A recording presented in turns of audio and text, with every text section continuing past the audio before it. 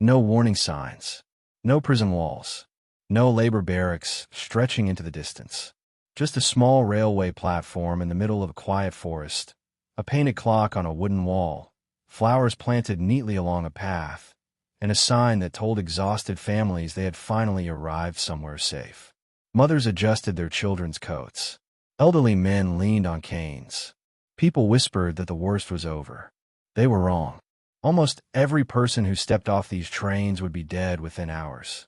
There were no selections here, no chance to work, no chance to survive by luck or strength. From the moment the doors opened, their fate was sealed.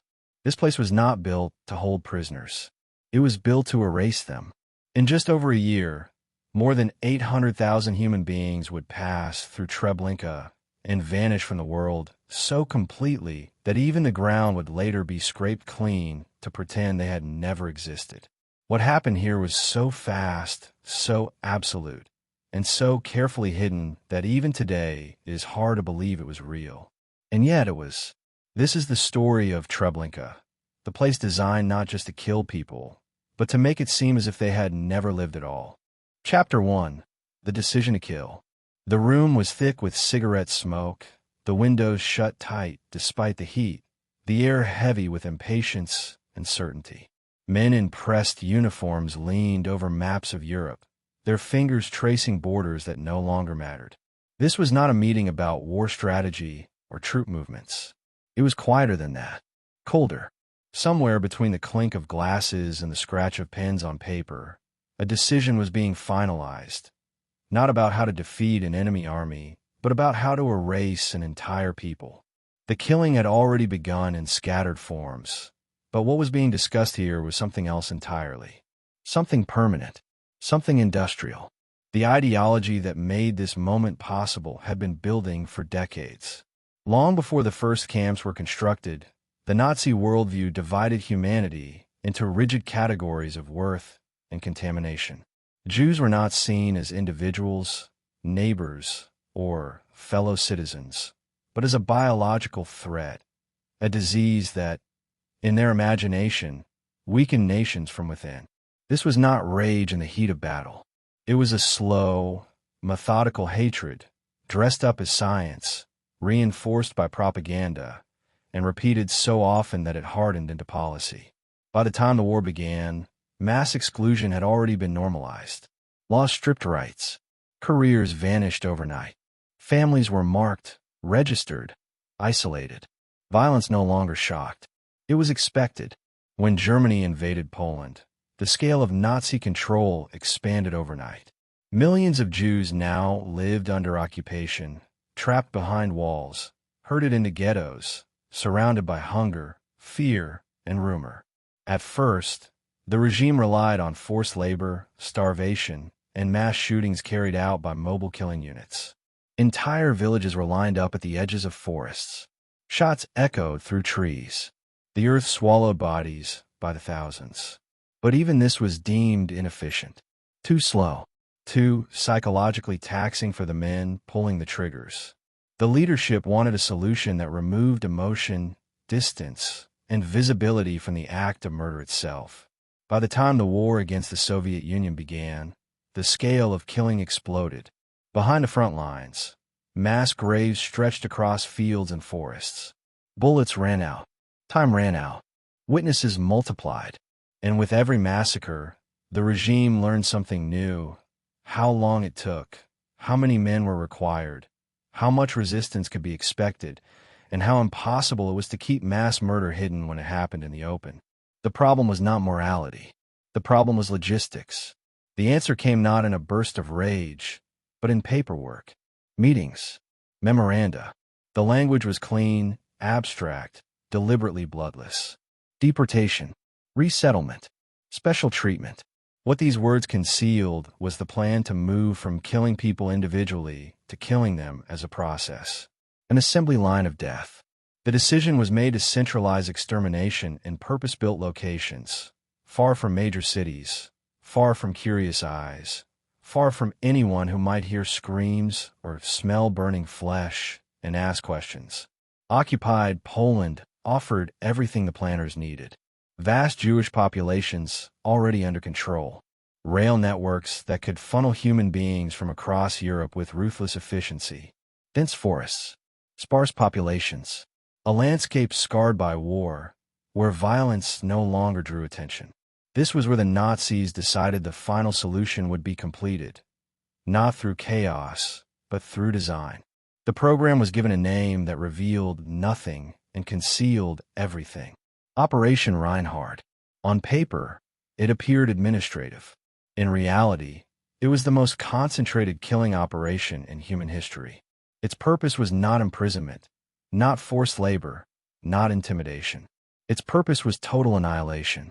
Entire communities were to disappear without leaving behind bodies, records, or graves that could be easily traced. The camps created under this operation were different from anything that had come before. They were not built to hold people for months or years. There were no barracks stretching endlessly across the horizon. No factories attached for labor output. These places were designed with one goal: to kill as many people as possible, as quickly as possible, with as little disruption as possible. Efficiency replaced cruelty as the guiding principle. Speed replaced spectacle. One of these camps would be hidden deep in a forest northeast of Warsaw. The location was chosen carefully. Close enough to rail lines to handle constant transports. Remote enough that the outside world would never see what happened there. Small villages nearby. A thin scattering of farms. No large towns. No foreign observers. No journalists. The name of this place would soon be whispered among prisoners with terror and disbelief. Treblinka. Treblinka was never intended to be a camp in the way people imagine camps. It was not a place where inmates lived. It was a place where they arrived, were processed, and were killed, often within hours. There would be no registry of prisoners, no tattoos, no numbers. Most victims would not even learn the name of the place where they died. They would step off trains believing they were being relocated, believing they had survived the worst. The decision to build Treblinka was not spontaneous. It was calculated. Engineers studied layouts. Officials debated capacity. Commanders discussed how to maintain order among victims without resorting to constant violence that might slow the process. Deception became as important as force. Signs would be erected. A fake station would be built. Timetables posted. Everything would be designed to create calm, because panic wasted time, and time was now measured in lives per hour. What made this decision uniquely terrifying was not just its brutality, but its confidence. By this point, the Nazi leadership no longer feared consequences. The war had radicalized them. Failure was unthinkable. Compromise was weakness. The murder of millions was no longer a means to an end. It was the end itself. And because the decision was framed as necessary, inevitable, even scientific, it was easier for those involved to participate without hesitation. The men who planned Treblinka did not see blood on their hands. They saw schedules, train capacity, fuel consumption. They calculated how many bodies could be disposed of in a single day, how long it would take to strip belongings, how to reuse victims' possessions to support the war effort. Human beings were reduced to units, to cargo, to waste that had to be managed efficiently. Far away, inside ghettos, rumors began to spread. People whispered about transports that never returned, about camps no one survived. But the truth was fragmented, unbelievable in its scale. Parents told themselves it could not be true. That war camps were harsh, but survivable. That separation was temporary. That the world would not allow something worse. Hope clung stubbornly to the mind, even as hunger gnawed at the body. By the time the first trains were scheduled to arrive, the machinery was already in motion. Orders had been signed, tracks aligned, guards recruited, forests cleared. The decision to kill had moved beyond ideology and into reality. There was no longer a question of if, only how fast. And as the planners finalized their designs and congratulated themselves on solving what they called a problem, a silent truth lingered beneath every document and directive. Once this machine began operating, it would not stop on its own. It would demand bodies. It would demand secrecy. It would demand destruction so complete that even memory itself would be targeted. The rails leading toward Treblinka were already waiting. Chapter 2. Why Treblinka was built. The forest was quiet long before the first train ever arrived. Pines stood close together, their needles muting sound, the ground beneath them soft with decades of fallen leaves. In spring, the air smelled damp and green. In winter, it cut through clothing and into bone. This was not a place people passed through by accident. Roads were few. Villages were scattered and poor. At night, the darkness settled thick and absolute. It was here, in this silence, that one of the most lethal places ever constructed would be hidden in plain sight. The choice of this location was no coincidence. Every meter of land had been weighed against a single question: how invisible could murder become? The Nazis had already learned that killing in the open drew attention. Mass shootings echoed. Graves collapsed. Locals talked. Soldiers drank themselves numb. Treblinka was meant to solve all of that. It would not scream. It would not leave witnesses standing in fields. It would swallow people whole and leave nothing behind but ash and silence. The rail line nearby made the decision obvious to planners who thought in timetables and tonnage. Trains could run day and night, delivering human beings like freight. The line connected directly to Warsaw, where hundreds of thousands of Jews were already trapped, starving behind walls, waiting for orders they did not yet understand. From there, tracks stretched outward across occupied Europe. A single destination, a single end. Distance was another weapon. Treblinka was far enough from major cities that no foreign diplomats would wander near it. No journalists would pass through by chance. No factories would complain about missing labor. Even nearby Polish villagers, many of whom already lived under terror and deprivation, would see only trains passing through forests and guards blocking access. Smoke drifting above trees could be dismissed as industry or burned away by wind and time. The camp's placement also fit neatly into the larger killing program already unfolding. Belzec and Sobibor had shown what was possible. Small camps, few prisoners, rapid extermination.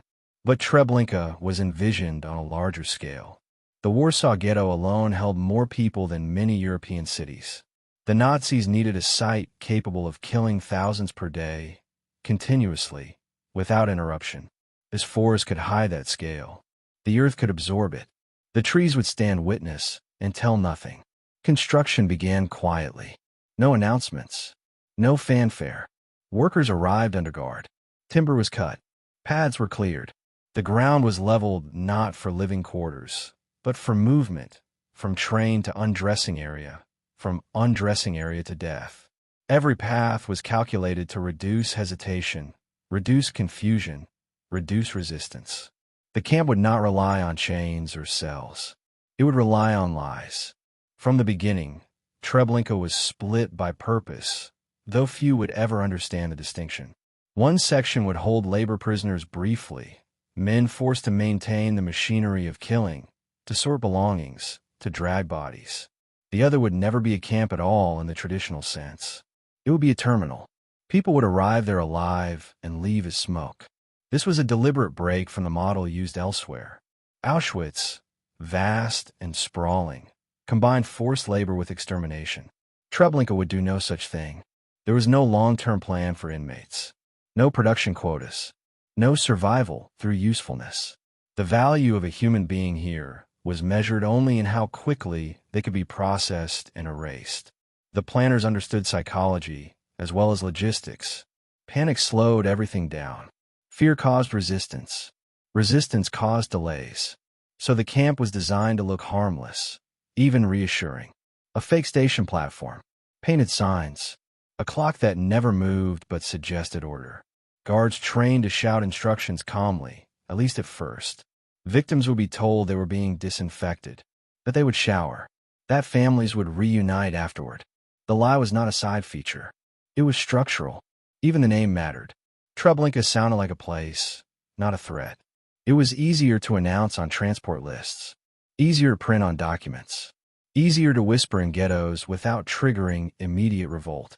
It did not carry the weight of death, yet. That would come later, when it was too late to matter. As the camp took shape, the surrounding world continued as if nothing extraordinary was happening. Birds nested in trees. Farmers tilled soil. Children played in villages unaware that a machine had been built nearby to destroy families like theirs. The contrast was total. Life continuing at the edge of death, separated by nothing more than barbed wire and intention. The men tasked with running Treblinka were not innovators. They were bureaucrats and officers who adapted existing methods to new extremes. What changed here was scale and finality. No one was meant to leave. No one was meant to be transferred. Even those forced to work inside the camp were temporary, living on borrowed time, aware that once their usefulness ended, they would follow the same path as the people they handled. The camp's isolation also served another purpose: secrecy after the fact. When the killing stopped, when the war turned, when questions were asked, Treblinka could be dismantled and hidden. Forests could be replanted, structures burned, soil turned over. There would be no towering chimneys or sprawling ruins to confront the future. The absence itself would become part of the crime. Inside Nazi offices, reports were optimistic. Efficiency was improving. Transport schedules could be tightened. Belongings collected could be redistributed. Gold teeth melted down. Hair harvested. Nothing wasted. The forest location made all of this easier. No complaints. No inspections. No witnesses who mattered. For the victims, none of this planning was visible. In the ghettos, people lived day to day, focused on bread, water, survival. Deportation orders arrived with official stamps and false promises. Work in the East. Resettlement. A chance to live. The very vagueness of the destination made it easier to believe. Treblinka was just a word on paper, a name on a list, not yet a death sentence. As construction finished, guards took their positions. Watchtowers rose above trees. Dogs were trained to attack. Ukrainian auxiliaries were drilled in obedience and cruelty.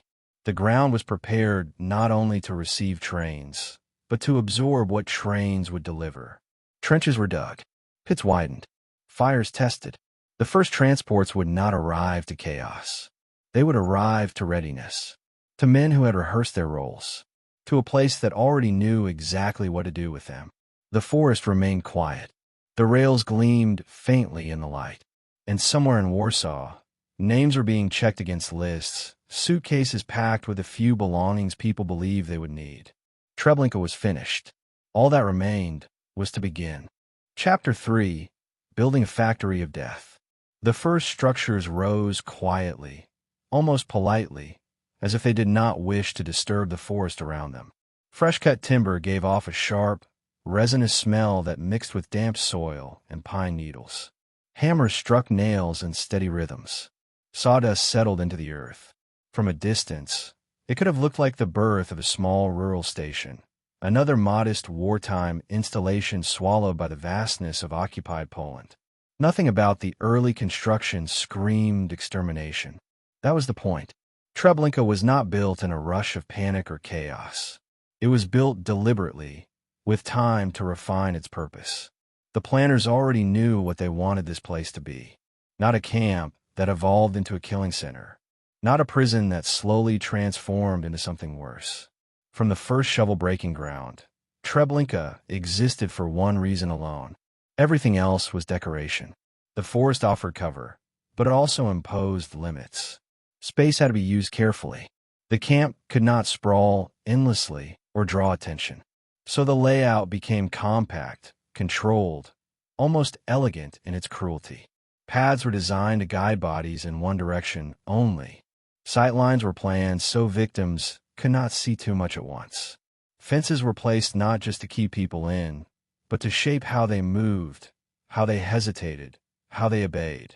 The men overseeing construction were not builders by trade, but they understood systems. They studied earlier camps, learned from mistakes, refined procedures. What slowed killing elsewhere would be eliminated here. What caused resistance would be disguised. What required force would be replaced with routine. Treblinka was divided into zones, though those who entered would never understand the boundaries. There was the outer area, where trains would arrive, where people would step down onto gravel after days of suffocation, thirst, and fear. This space was designed to feel temporary, transitional, a place of movement, not confinement, a place where orders could be shouted and followed quickly. Beyond that lay the heart of the operation, hidden behind fences and trees. This was where the lie ended and the purpose revealed itself. But even here, nothing was accidental. Buildings were placed to conceal sounds. Earth was shaped to absorb fluids. Fires were positioned to burn without drawing columns of smoke too high into the sky. The camp was staffed with a small but tightly controlled group. German SS officers supervised operations, issuing commands and ensuring discipline. Ukrainian auxiliaries were brought in as guards, men chosen for their obedience and willingness to use violence without question. They patrolled the perimeter, beat prisoners, enforced pace. Their presence added distance between German planners and the physical act of brutality. At the center of it all were the Jewish prisoners forced into labor. From the moment Treblinka began operating, it relied on victims to maintain its own machinery of death. These men were not spared. They were borrowed, selected briefly from transports to drag bodies, sort possessions, clean blood, and prepare for the next arrival. They lived under constant threat, knowing that once they became weak, once they learned too much, they would be killed and replaced.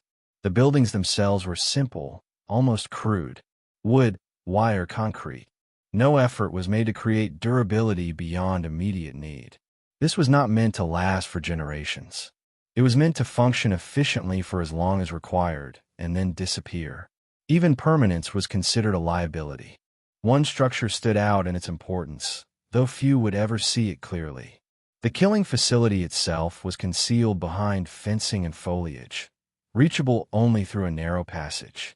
This corridor was designed to compress bodies together, to prevent turning back, to funnel people forward with no room to stop. The walls were tall. The path curved just enough to hide what waited at the end. Sound was a problem the planners took seriously. Screams traveled. Panic spread. To counter this, engines were installed to drown out noise. Orders were barked constantly. Guards shouted to create confusion. The forest itself helped, absorbing echoes, breaking up human sound into something indistinct and distant. From the outside, Treblinka did not look like a place of mass murder. That illusion was carefully constructed. A false railway station was built, complete with signage and a painted clock fixed permanently at the same time. Flowers were planted. Paths were swept. Everything about the arrival area suggested order, routine, even safety. It was theater, performed daily, for an audience that would never live to question it. The deception extended beyond architecture. Procedures were rehearsed. Guards were trained to give instructions calmly at first. Victims were told they would shower, be disinfected, receive food afterward. They were ordered to remember where they left their belongings, to tie shoes together, to hang clothes neatly. These details were not kindness. They were tools. Order made killing faster. As construction continued, the surrounding land was altered to serve its darker purpose. Trenches were dug and expanded. Pits widened. The soil was tested to see how it absorbed fluids, how easily it collapsed under weight. Fires were lit to experiment with burning capacity. Smoke patterns were observed. Everything was measured. Nothing was left to chance. Inside the camp, time moved differently. There was no calendar for prisoners, only cycles. Trains arrived. People were unloaded. The dead were removed. Belongings sorted. The ground cleaned. Then it began again. The design of Treblinka ensured that there was no pause long enough for reflection. Exhaustion became another weapon. The men who built and ran the camp rarely spoke of what they were creating in moral terms.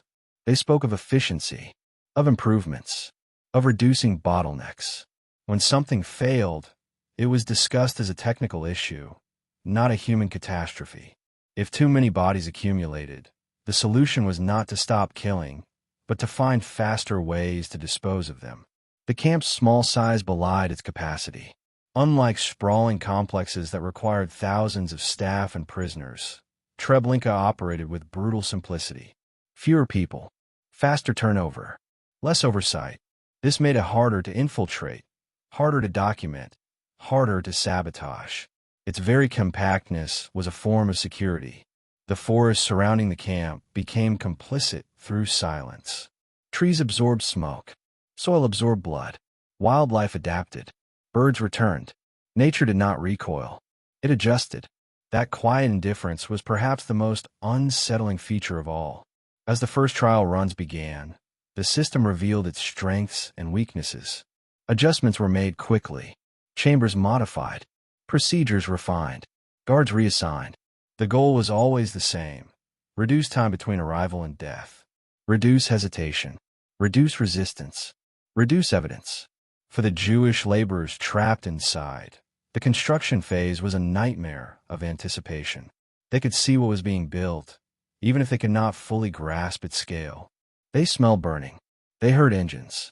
They watched transports arrive and never depart. Survival became a calculation measured in hours and days, not hope. Even among the perpetrators, Treblinka exerted a psychological toll. Some guards drank heavily. Others embraced cruelty with enthusiasm. A few struggled silently. But the structure of the camp allowed no space for doubt. Orders flowed downward. Responsibility dissolved upward. Each man could tell himself he was only one part of a larger process. By the time construction was complete, Treblinka no longer needed to announce its purpose. It functioned. It waited. Its systems were in place. Its staff prepared. Its lies rehearsed to perfection. The rails leading into the camp gleamed with fresh use. The platform stood ready. The painted clock remained frozen, marking a time that would never change, no matter how many lives passed beneath it. Treblinka was no longer an idea, no longer a plan on paper. It was real, solid, operational, and soon, the forest would no longer be quiet. Chapter 4. Arrival without return. The doors did not open gently. They slammed back with a metallic crack that echoed down the line of cars, followed by a rush of air so sudden it made people gasp. For days, sometimes longer, the train had been sealed. No windows, no toilets, barely any air.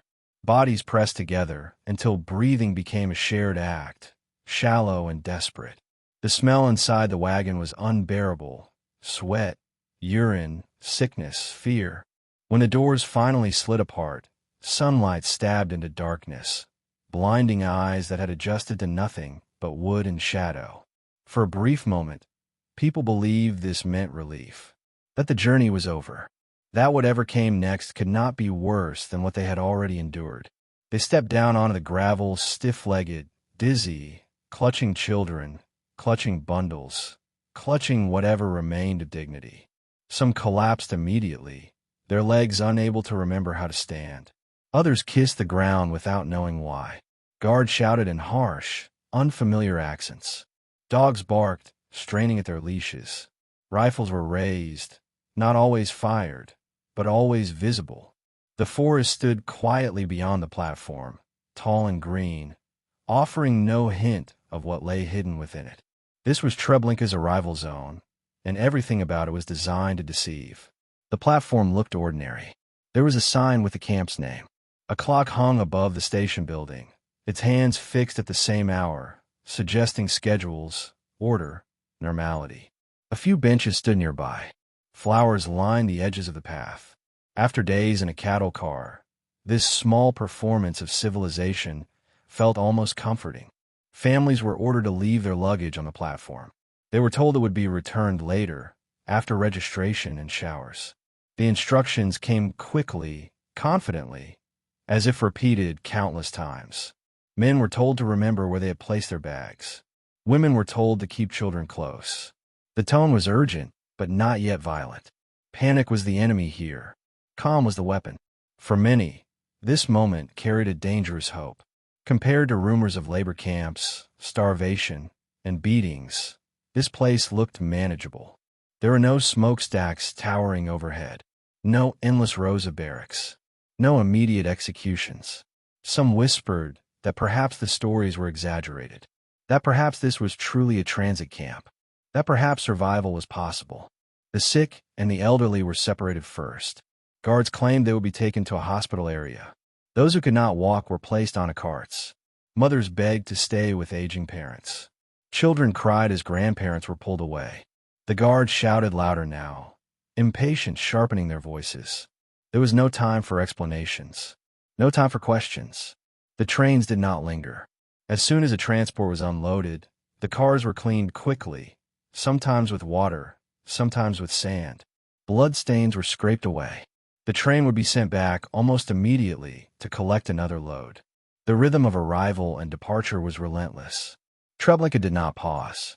Those who remained were herded toward a wide clearing. Guards lined the path, whips and rifle butts ready. The ground underfoot was packed hard, worn smooth by thousands of feet that had passed this way before. The air carried unfamiliar smells, pine, smoke, something metallic that clung to the throat. No one was allowed to stop. Anyone who slowed was struck. Anyone who fell was dragged aside. Orders continued to rain down. Undress completely. Fold clothes neatly. Tie shoes together. Remember the number on the hook where belongings were placed.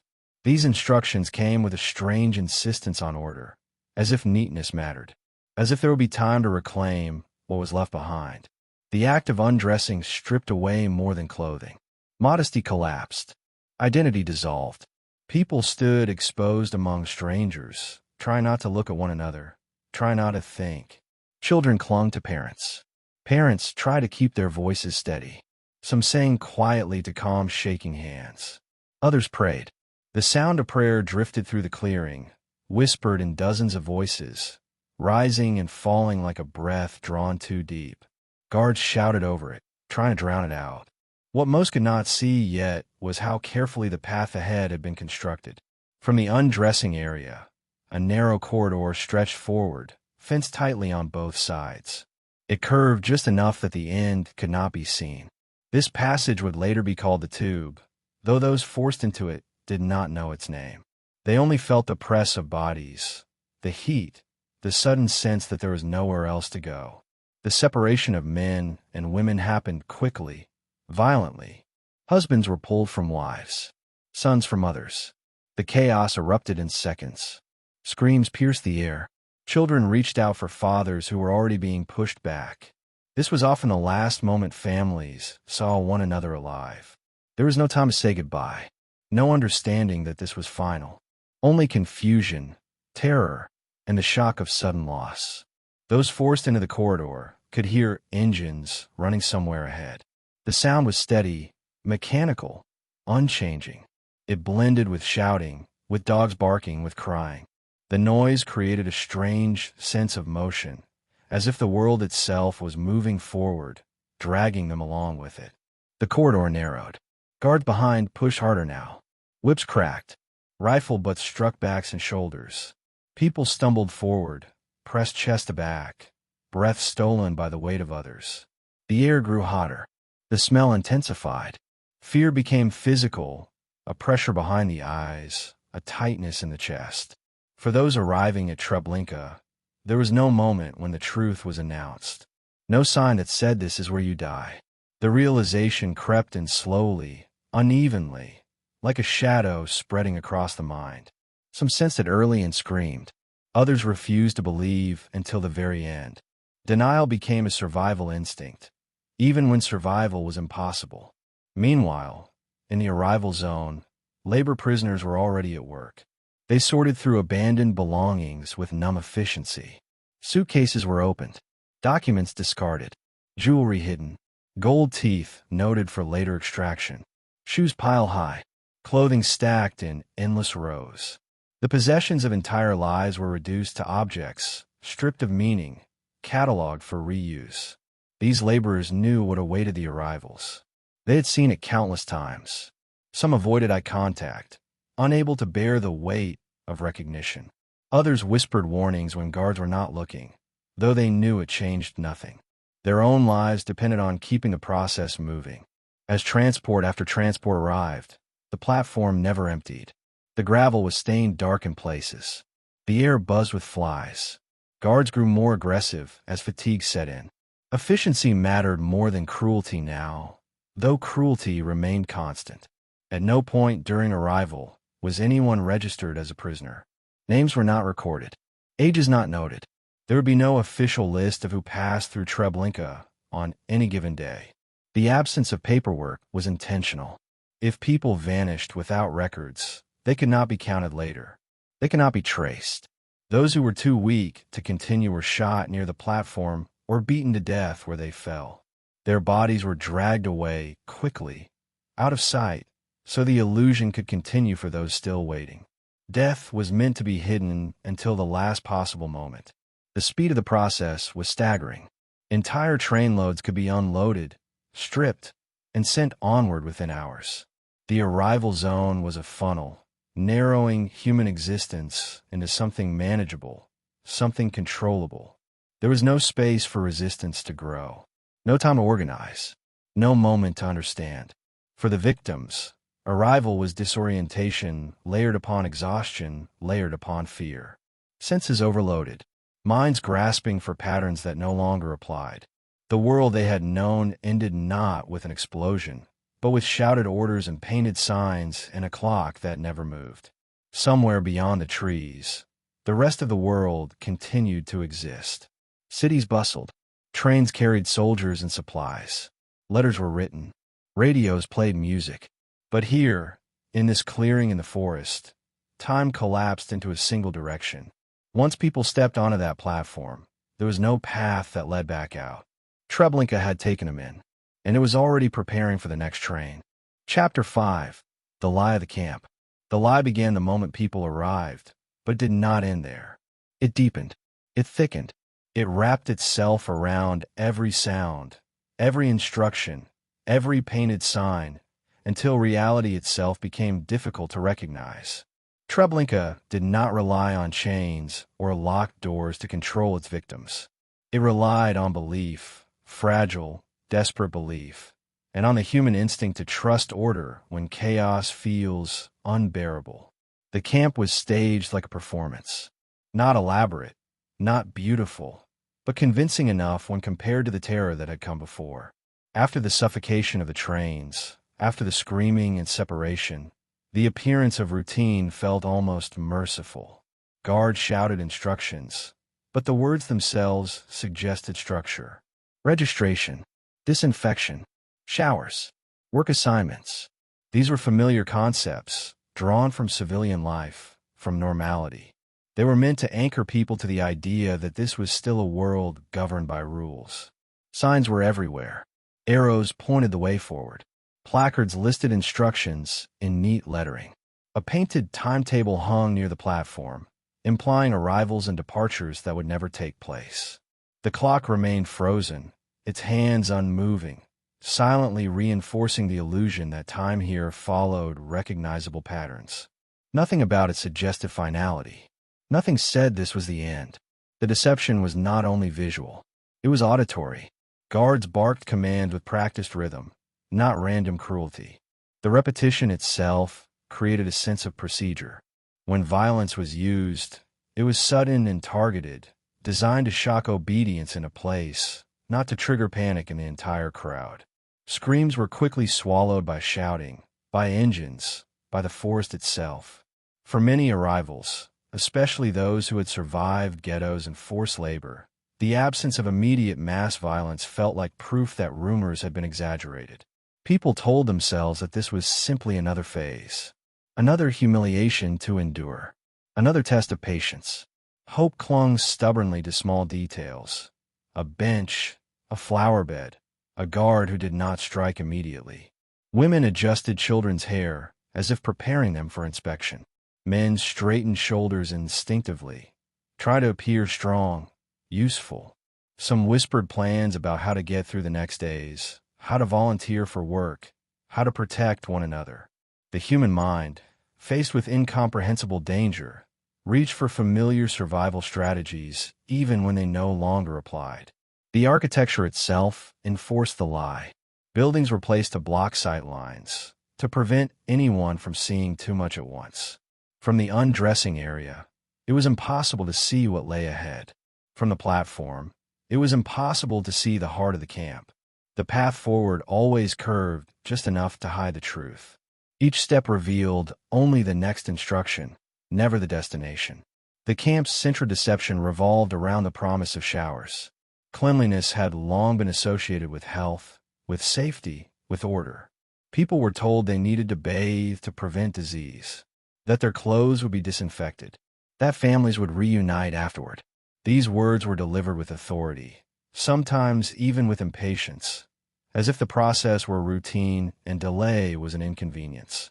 This lie worked because it echoed reality. In ghettos and labor camps, disinfection was common. Showers were harsh but survivable. Clothing was often returned. The Nazis did not invent a new fiction. They twisted an existing one, bending truth just enough to become lethal. Even the guards played roles. Some adopted the tone of bureaucrats, not executioners. They shouted instructions about neatness, about speed, about order. The performance demanded cooperation, and cooperation was extracted through fear and habit rather than understanding. People obeyed because obedience had kept them alive before. Inside Treblinka, the line between performance and function blurred. The lie was not just something told to victims. It was embedded into the workflow. Belongings were labeled and sorted as if they would be reclaimed. Shoes were tied together carefully. Papers were collected and stacked. These actions reinforced the illusion, not only for those being killed, but for those forced to assist in the process. The Jewish labor prisoners understood the lie intimately. They had been selected precisely because they could be compelled to maintain it. Their job was to move silently, efficiently, without warning newcomers of what awaited them. Some whispered anyway, risking immediate death.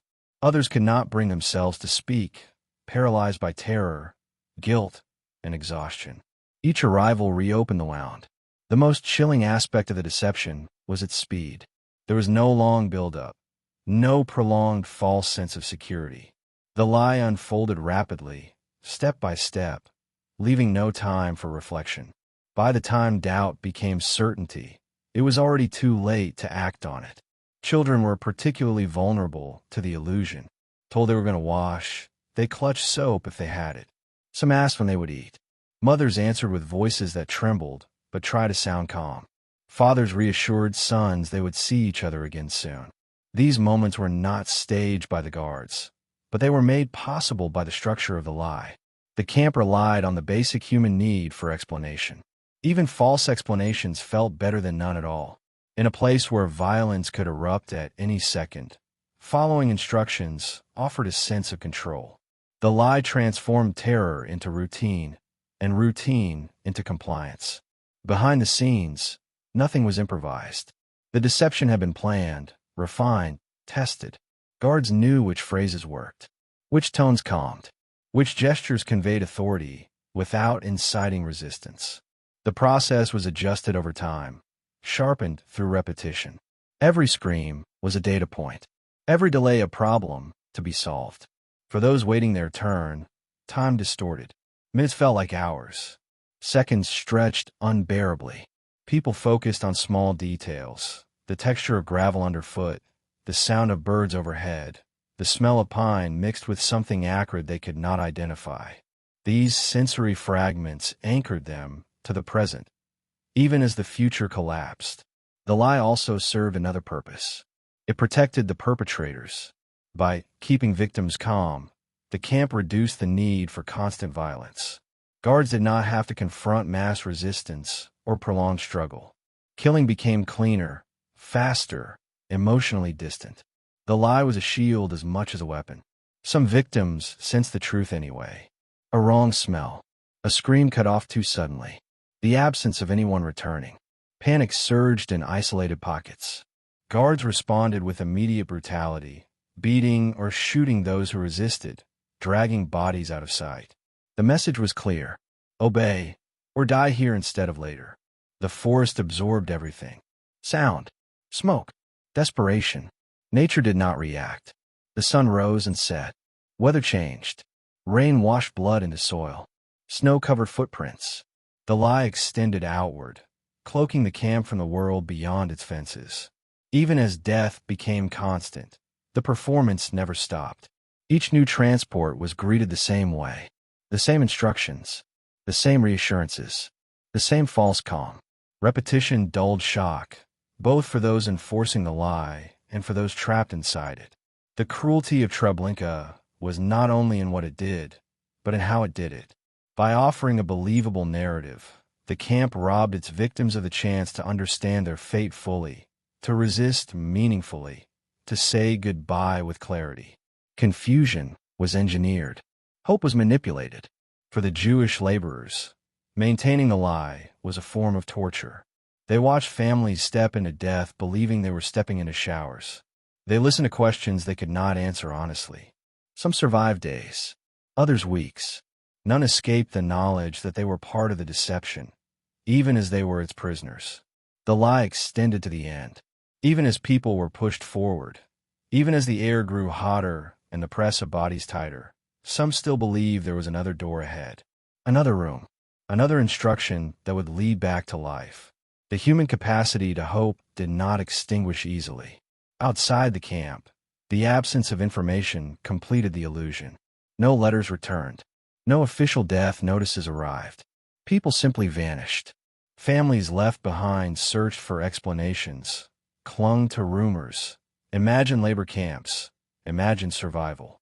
Treblinka erased people so thoroughly that even grief struggled to find its shape. The lie of the camp was not an accessory to murder. It was its foundation. Without it, the machinery would have stalled under resistance, chaos, and confrontation. With it, Treblinka functioned smoothly, relentlessly, day after day. And as the deception perfected itself, as transports arrived faster and more frequently, the camp grew more confident, more efficient, more lethal. Soon, the lie would give way to something even darker. The moment when calm ended, when the last illusion fell away, and the true purpose of Treblinka revealed itself not through words, but through suffocation, silence, and the irreversible absence of breath. The performance was about to reach its final act. Chapter 6: The Killing Process. The corridor narrowed until bodies pressed together so tightly that breathing became a negotiation.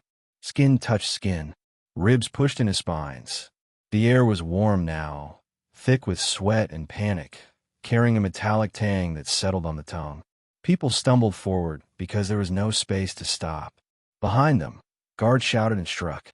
Ahead of them, engines droned with a steady mechanical indifference, a sound that did not rise or fall, a sound that did not care. The final moments before death at Treblinka were engineered to be fast, confusing, and overwhelming. There was no long confrontation with truth, no clear announcement. The camp had learned that understanding slowed the process. Confusion kept it moving. By the time doubt crystallized into certainty, bodies were already trapped in motion, driven forward by pressure and fear. The doors opened suddenly, and the crowd spilled into a low, enclosed space that swallowed sound and light. The walls were close, the ceiling low, the floor cold beneath bare feet. Guards screamed for people to move inside, to pack tighter, to make room.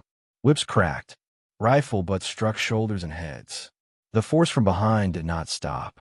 It never stopped. For many, this was the first moment the lie collapsed completely. The smell was wrong. The room was wrong. The panic around them surged too sharply, too suddenly, to be contained. Mothers tried to lift children higher to find air. Elderly men gasped, hands clawing at chests. Some screamed. Others froze, paralyzed by shock. The doors slammed shut. Darkness followed, broken only by small slits where light vanished as seals were tightened. The engine outside roared louder now. The sound vibrated through walls and bones alike. Within moments, the air changed. It thickened. Breathing became shallow, frantic. Each inhale burned. Each exhale felt thinner than the last.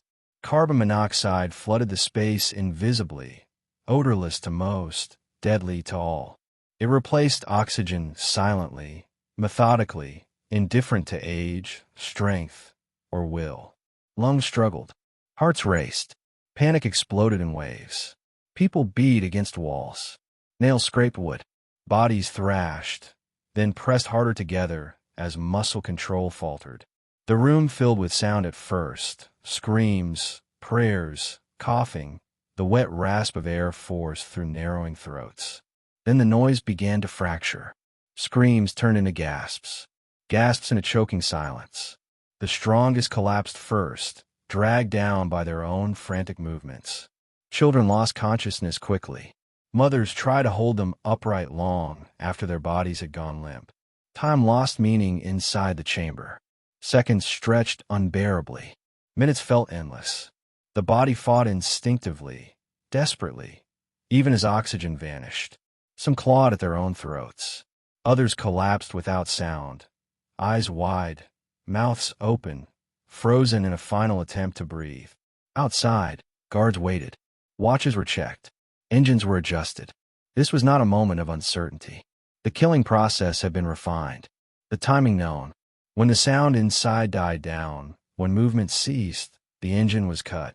Silence followed. A silence so complete it felt unnatural. The doors were not opened immediately. The gas lingered. Bodies settled.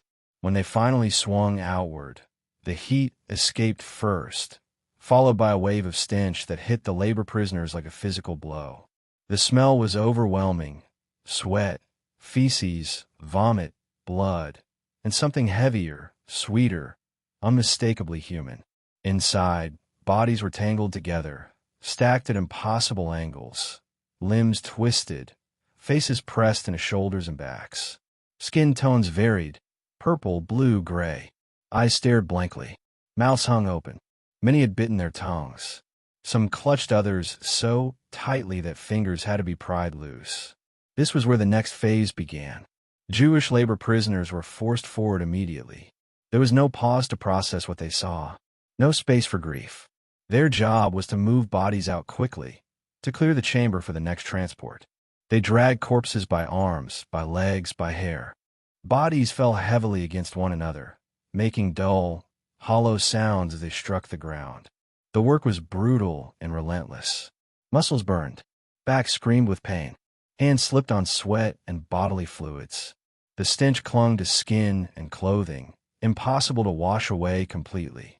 Flies swarmed instantly. The heat made breathing difficult even outside the chamber. Once bodies were removed, a different group moved in to search them. Gold teeth were prized. Mouths were forced open with tools. Teeth were yanked free, sometimes snapping with a sound that echoed sickeningly. Rings were pulled from swollen fingers. Jewelry was collected. Hair was cut. Every object of value was stripped away. Nothing was accidental. Everything had a place. Teeth were sorted. Jewelry bagged. Clothing stacked. Shoes tied together. The camp functioned like a grotesque factory, each task assigned, each movement timed. Human beings were reduced to materials. The bodies were then moved again, hauled toward mass graves or later, toward burning pits. The ground there was dark, churned, soaked with fluids. The earth smelled sour and metallic. Smoke drifted constantly, hanging low beneath the trees. Ash settled on leaves, on skin, on clothing. At peak operation, this cycle repeated without pause. Trains arrived. Chambers filled. Engines ran. Doors opened. Bodies were removed. Fires burned. The killing did not stop for weather. It did not stop for night. Floodlights illuminated the work when darkness fell. Treblinka operated continuously, its machinery driven by schedules and quotas rather than daylight. For the labor prisoners, survival depended on speed and obedience. Any sign of weakness could mean replacement. New arrivals were always coming. Men who collapsed were beaten or shot. Those who resisted were executed publicly to reinforce fear. The threat of death was constant, hovering over every movement. The psychological toll was indescribable. These men were forced to handle the bodies of friends, neighbors, sometimes family members. They recognized faces, heard familiar voices before they vanished into the chambers. Some whispered names under their breath as they worked. Others shut down entirely, moving like automatons, eyes empty. Guards monitored the process closely. Delays were punished. Mistakes were met with violence. Efficiency mattered more than cruelty now, though cruelty never disappeared. Laughter erupted at random moments. Jokes were made. Drinking followed long shifts. For some perpetrators, killing became routine. For others, it became entertainment. The design of Treblinka ensured distance between decision and action. Those who ordered the killing rarely touched bodies. Those who touched bodies had no power to stop the killing. Responsibility dissolved into the system itself, spreading guilt thinly enough that no single person felt fully accountable. As the number of victims increased, the camp adapted. Burial pits filled quickly. Bodies decomposed. Gases built up beneath the soil, causing the ground to swell and crack. The smell traveled farther. The Nazis responded not by slowing the killing, but by changing disposal methods. Bodies were exhumed, burned, reduced to ash and bone fragments that were crushed and scattered. Fire became constant. Flames roared day and night. Smoke curled through the trees, visible from miles away. Locals noticed. Questions were asked quietly. Guards tightened security. Explanations were offered. Industrial activity. Burning trash. Wartime necessity. Inside the camp, the killing process grew more efficient with each passing week. Procedures were streamlined. Guards became faster. Labor prisoners learned the rhythm, the terrible cadence of arrival, death, disposal. Time was no longer measured in hours or days, but in transports. For the victims inside the chambers, death came without ceremony, without record. There were no names spoken, no prayers allowed to finish, no final words heard beyond the walls. Lives ended anonymously, swallowed by noise and pressure and lack of air. And yet, even here, moments of humanity flickered. A mother shielding a child with her body. A stranger offering a hand in the dark. A whispered prayer that continued, even as breath failed. These moments did not stop the process. They did not change the outcome. But they existed, stubbornly, briefly, defiantly. The killing process at Treblinka was not chaotic slaughter. It was controlled, deliberate, refined. That was its horror. It demonstrated how mass murder could be transformed into routine, how death could be scheduled, how human beings could be erased systematically without the perpetrators ever seeing themselves as murderers. Outside the chambers, the cycle never paused long enough for reflection. As one group died, another was already arriving. As ashes cooled, fires were stoked again. The forest absorbed smoke and sound, standing indifferent as history burned beneath its canopy. By the end of each day, thousands were gone.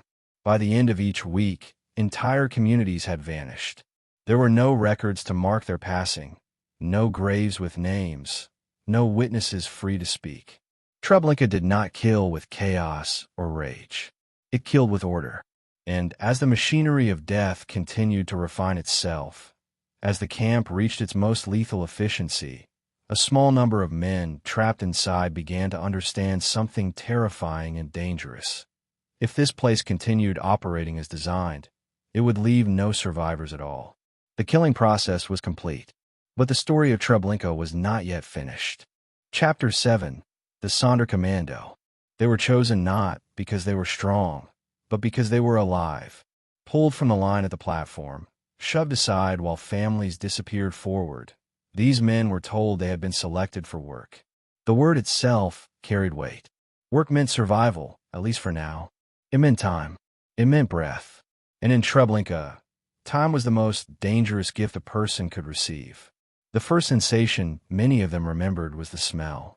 It clung to everything, thick and inescapable, settling into hair, skin, lungs. It did not matter how often they washed. It did not matter how hard they scrubbed. The odor followed them into sleep, into hunger, into the brief moments of silence between transports. It was the smell of death processed at speed, and it became the defining feature of their existence.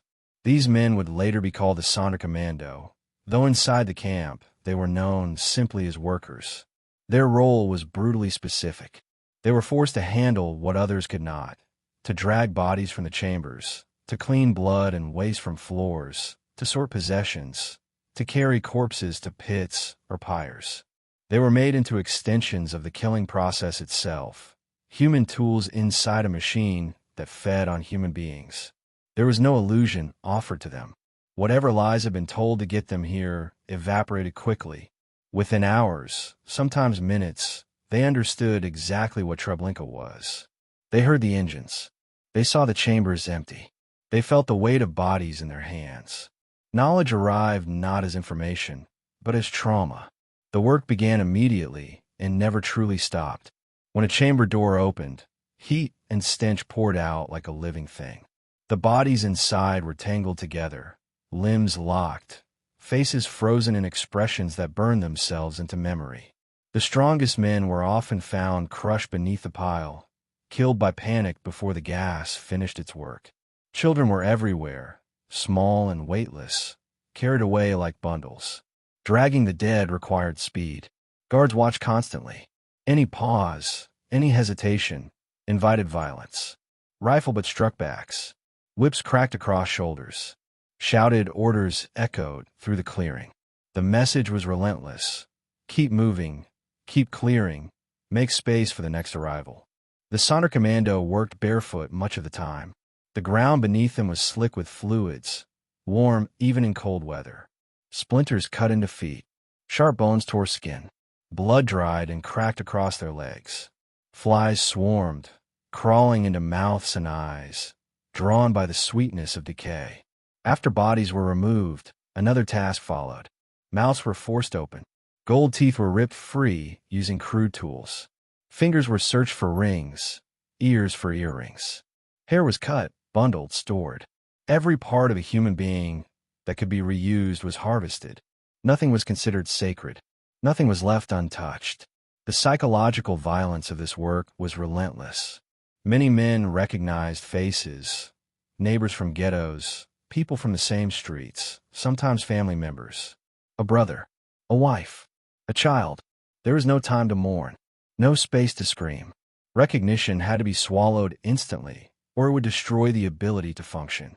Some whispered names under their breath as they worked, as if naming the dead preserved something the camp was trying to erase. Others shut down completely, their movements mechanical, their eyes vacant. Survival demanded numbness. Feeling too much was lethal. The guards understood this vulnerability and exploited it. They reminded the Sonderkommando constantly that they were temporary, that once they became weak, once they knew too much, they would be replaced. New workers would be chosen from fresh arrivals. The cycle was endless. Survival was always conditional. Living conditions for the Sonderkommando were marginally better than death, and only barely. They were fed just enough to keep working. Housed in crude barracks, separated from the rest of the camp. Guarded at all times. Their isolation was deliberate. They were not meant to form bonds beyond what already existed.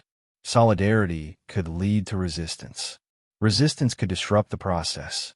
Sleep came in fragments. Even when exhaustion forced eyes closed, dreams were filled with sound. Engines roaring, doors slamming, screams cutting off mid-breath. Many woke, gasping, convinced they were back inside the chambers themselves. Others did not wake at all, their bodies simply giving out. Despite everything, fragments of humanity survived among them. Small gestures, a hand on a shoulder, a shared piece of bread, a whispered prayer recited quickly, quietly, between commands. These moments did not erase the horror, but they pushed back against it, however briefly. The Sonderkommando were forced witnesses to everything Treblinka wanted to hide. They saw the scale, the speed, the repetition. They understood that this place was not meant to leave survivors, not among the victims, and not among them. That knowledge pressed down constantly, a weight heavier than any body they carried. Some tried to sabotage the process in small ways, delaying a step, misplacing an item, whispering warnings to newcomers when guards were distracted. These acts were tiny, often ineffective, but they mattered to those who performed them. They were acts of defiance in a place designed to extinguish will. Punishment was swift and public. Men accused of slowing work were beaten, shot, or hanged before their comrades. Bodies were left visible as warnings. The lesson was clear. Obedience was the only path to continued breathing. Over time, the Sonderkommando learned the rhythms of Treblinka intimately. They could tell how many people had died by the weight of a chamber door, by the volume of smoke rising from the pits, by the way guards moved when a transport was larger than expected. They counted death not in numbers, but in sensations.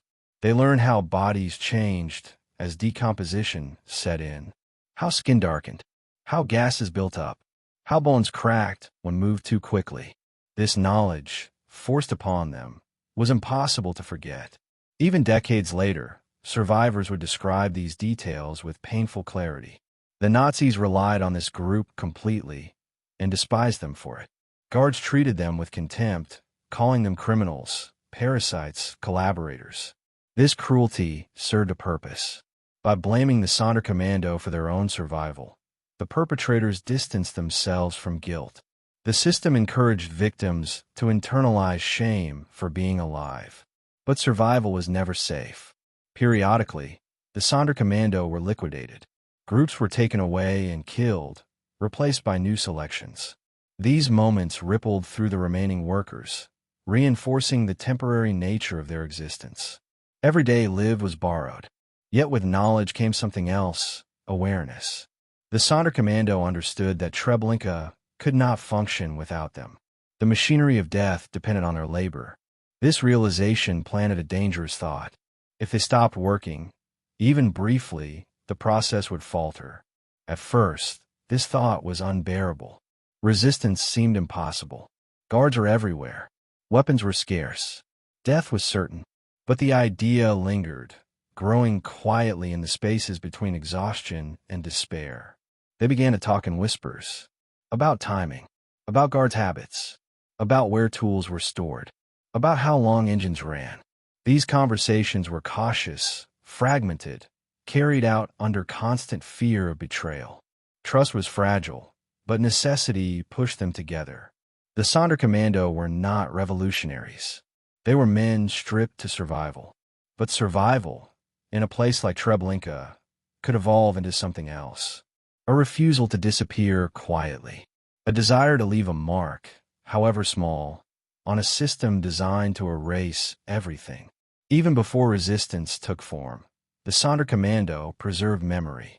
Some buried notes near the camp. Others memorized details, names, procedures, numbers, hoping someone, someday, would listen. Their bodies might not escape, but their knowledge could. The camp tried to prevent this. Isolation, terror, exhaustion. But memory proved stubborn. The very act of forcing men to handle the dead ensured that someone knew what happened here. As transports continued to arrive and the killing reached its peak, the Sonderkommando understood the clock was ticking. Treblinka would not need them forever. When a murder slowed, when evidence had to be erased, they would be among the first to die. That knowledge sharpened everything. Each day lived was both a curse and an opportunity. Each breath carried urgency. The forest still stood. The engines still roared. The chambers still filled. But beneath the surface of this factory of death, among men who had been forced into the role of executioners against their will, something fragile and dangerous was beginning to form. A decision. And when it came, it would not be quiet. Chapter 8.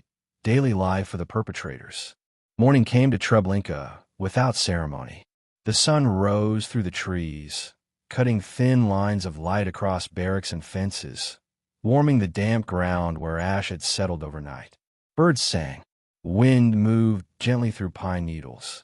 And inside the camp, men stretched, cursed, laughed, and prepared for another day of work that revolved entirely around death. For the perpetrators, Treblinka was not chaos. It was routine, a place governed by schedules, shifts, and habits. The killing did not erupt spontaneously. It followed a pattern that became as familiar as any factory timetable. Trains were expected. Chambers were prepared. Labor prisoners were positioned.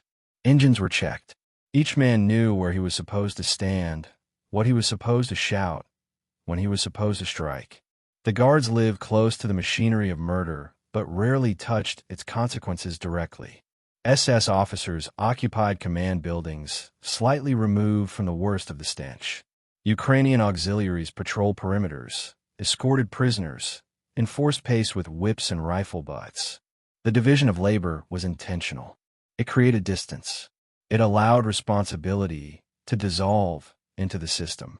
Uniforms mattered. Clean boots were polished. Insignia was adjusted. Authority was worn like armor. For many guards, the uniform itself provided psychological cover. It transformed personal action into official duty. Orders were followed. Procedures executed. The language of obedience replaced the language of conscience. Violence was constant, but it was not always explosive. Much of it was casual. A blow delivered out of irritation. A kick to hurry someone along. A shot fired because a man collapsed and blocked a path. These acts were not framed as cruelty, but as efficiency. Slowness was punished. Disorder was corrected. Between transports, guards smoked cigarettes and joked. Laughter drifted across the camp, sometimes overlapping with screams from beyond the fences. The contrast was jarring, but for those inside the system, it became normal. Human suffering faded into background noise, like the engines that ran day and night. Alcohol flowed freely. Bottles were passed hand to hand after shifts. Drunkenness dulled edges, softened memories, fueled cruelty. Some guards drank to forget. Others drank to celebrate. The difference mattered little to the victims. Under the influence, violence often became more unpredictable, more sadistic. The command staff treated Treblinka as an assignment, a posting. Reports were written, metrics discussed, problems solved. If a killing process slowed, it was analyzed. If smoke became too visible, adjustments were made. The camp was evaluated not on morality, but on output. Among the SS officers, ambition thrived. Success at Treblinka meant recognition, promotion, favor. Efficiency in extermination became a career asset. Men who demonstrated ruthlessness were rewarded. Hesitation was weakness. Compassion was failure. Some perpetrators arrived, already hardened by earlier violence. Others adapted quickly. The environment demanded it. Anyone who faltered risked becoming an outsider, a liability. Peer pressure enforced conformity. Brutality became a shared language, a bonding mechanism. There were moments when humanity surfaced unexpectedly. A guard who hesitated before striking. Averted eyes. A hand that loosened its grip. These moments were fleeting and dangerous. Compassion could be reported. Sympathy could be punished. The system had no tolerance for doubt. The guards learned to dehumanize effortlessly. Victims were no longer people. They were transports. Cargo. Numbers that were never written down. This language protected the mind from the reality of what hands were doing. Killing became abstract, procedural. The camp's isolation amplified this effect. There was no civilian life pressing in from the outside. No reminders of normal moral boundaries. Inside Treblinka, the rules were self-contained. What happened here did not exist elsewhere. The forest sealed it off, creating a closed world where brutality was the norm and restraint the anomaly. Interactions with the Sonderkommando further distorted responsibility. Guards blamed them for the horrors they themselves enforced. Forced laborers were called collaborators, criminals, animals. This inversion of guilt allowed perpetrators to see themselves as overseers rather than executioners, even as they directed every step of the process. Punishments were frequent and public. Guards beat prisoners not only to enforce obedience, but to demonstrate power to one another. Violence was performative. It reinforced hierarchy. It reminded everyone who controlled life and death. Leisure existed alongside murder. Cards were played. Meals eaten. Music sometimes played from radios. Letters were written home describing mundane details. Weather, boredom, duty, carefully avoiding any mention of what filled the days. Families received these letters and read nothing extraordinary. The lie extended outward. Some guards brought personal habits into the camp. Collecting watches, hoarding jewelry, taking photographs. These acts blurred the line between official policy and personal greed. Theft was common, quietly tolerated, so long as it did not interfere with efficiency. Discipline among the perpetrators was uneven. While orders from above demanded precision, enforcement varied. Some officers were meticulous, obsessed with control. Others ruled through chaos, letting cruelty spill unchecked. Both styles produced the same outcome for victims. The sound of Treblinka shaped daily life for the guards. Engines roaring, dogs barking, orders shouted, the dull thud of bodies falling. Over time, these sounds lost their emotional charge. They became cues, signals indicating progress through the day. Smell was harder to ignore. Burning flesh, decomposition, ash. Even officers who avoided direct contact could not escape it entirely. Some chewed tobacco constantly. Others smeared strong scents on their noses. Complaints were rare. Acknowledging the smell meant acknowledging what caused it. As weeks passed, Treblinka settled into its most lethal rhythm. Guards could predict the day's workload by the number of trains scheduled. Fatigue set in, but it rarely slowed operations. New guards rotated in. Old ones adjusted. The machine absorbed them all. There were moments of overt sadism. Guards who took pleasure in humiliating victims, who extended suffering deliberately, who laughed during executions. These men were not isolated. They were tolerated, sometimes admired. Their behavior reinforced the message that mercy had no place here. Yet not all perpetrators fit this mold. Some operated with emotional detachment rather than cruelty. They followed orders precisely, avoided unnecessary interaction, treated the work as distasteful but necessary. This self-image, reluctant participant, allowed them to function without confronting the moral abyss beneath their actions. The camp encouraged this mindset. Language was sanitized. Violence was compartmentalized. Each man handled only a fragment of the process. The whole was too large, too horrific to grasp fully, and so was never assembled consciously in the mind. At night, when transports paused briefly, guards slept. Dreams varied. Some slept deeply exhausted. Others were haunted by images they refused to acknowledge while awake. Nightmares were not discussed. Silence was safer. When new guard arrived, they were introduced gradually, shown procedures, warned about discipline. The first exposure to the killing process was a test. Some reacted visibly. Others masked shock quickly. Those who could not adapt were transferred or marginalized. The system selected for compliance. Treblinka rewarded those who embraced routine. Men who learned to treat murder as work advanced smoothly. Those who resisted internally carried a heavier burden, often relieved through alcohol or cruelty. Either way, the camp reshaped everyone within it. The forest continued to frame daily life. Trees stood unmoving, indifferent. Smoke drifted upward, sometimes caught in branches.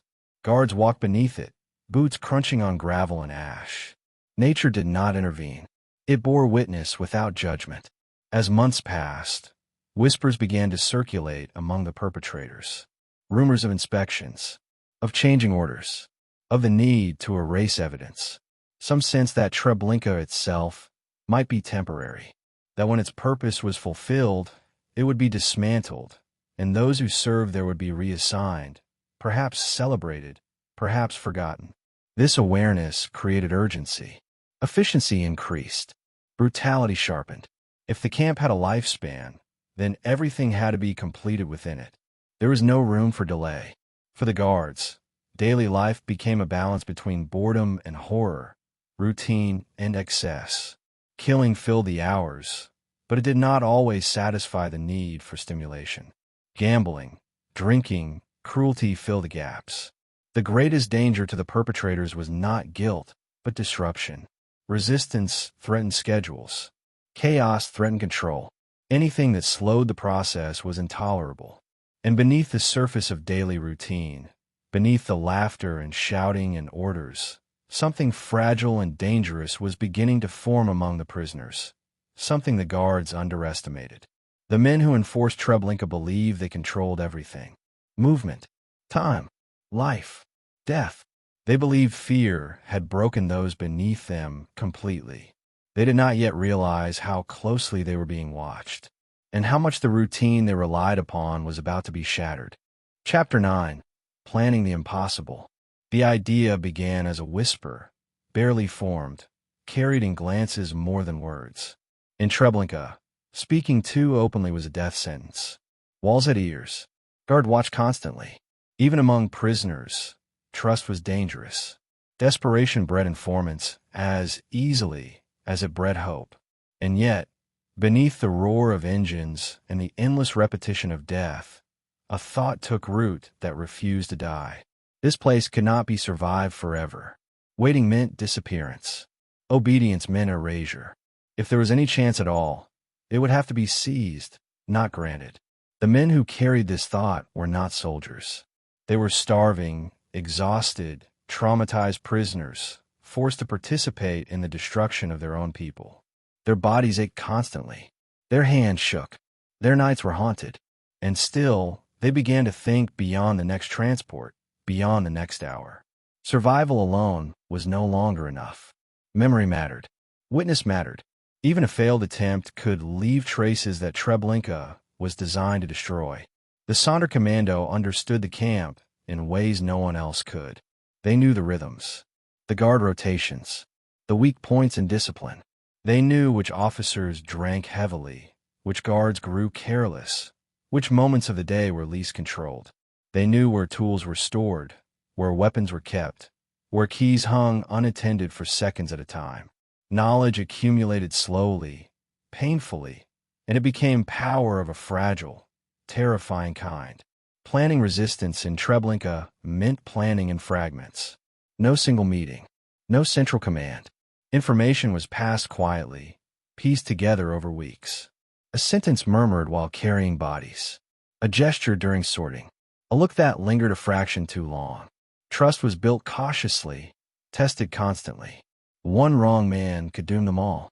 Fear was the constant companion. Fear of betrayal. Fear of failure. Fear that even if the plan succeeded, it would only bring a faster death. But alongside fear grew something else. A deep, corrosive certainty that doing nothing was worse. To continue functioning as part of the killing machine meant accepting the camp's logic completely. Resistance, even doomed resistance, rejected that logic. The men spoke rarely of victory. Escape itself felt unreal, almost obscene in a place where thousands died daily. The goal was disruption. To burn the camp. To kill guards if possible. To create chaos where order had ruled. To force the world, however briefly, to see what Treblinka was. Even if only smoke and gunfire remained as testimony. Weapons were scarce to the point of absurdity. Prisoners were forbidden even basic tools unless required for work. Guns were guarded carefully. Ammunition counted. Any theft would be noticed immediately. The plan had to rely on improvisation, on surprise, on seizing what little could be seized in the moment. Axes became important. Knives, shovels, anything heavy enough to strike, sharp enough to kill. Tools used daily in forced labor took on new meaning. Each object was evaluated not for its task, but for its potential as a weapon. The transformation was psychological as much as physical.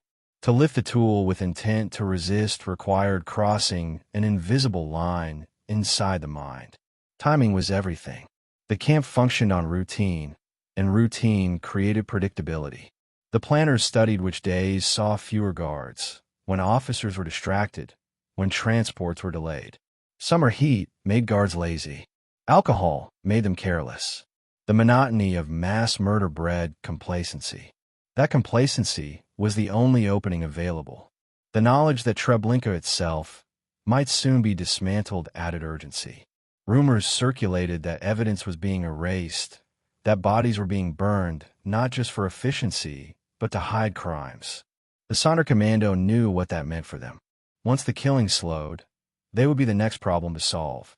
The camp could not afford witnesses. This realization hardened resolve. Waiting was no longer an option. The uprising, if it came, had to come soon. Psychologically, the planning exacted a brutal toll. Men already traumatized by constant exposure to death now had to imagine violence actively, deliberately, to picture attacking guards, to envision flames engulfing buildings, to accept the likelihood of immediate death. Some wavered. Some withdrew. Others clung to the plan as the only thing that gave meaning to continued existence. The planners wrestled with guilt constantly.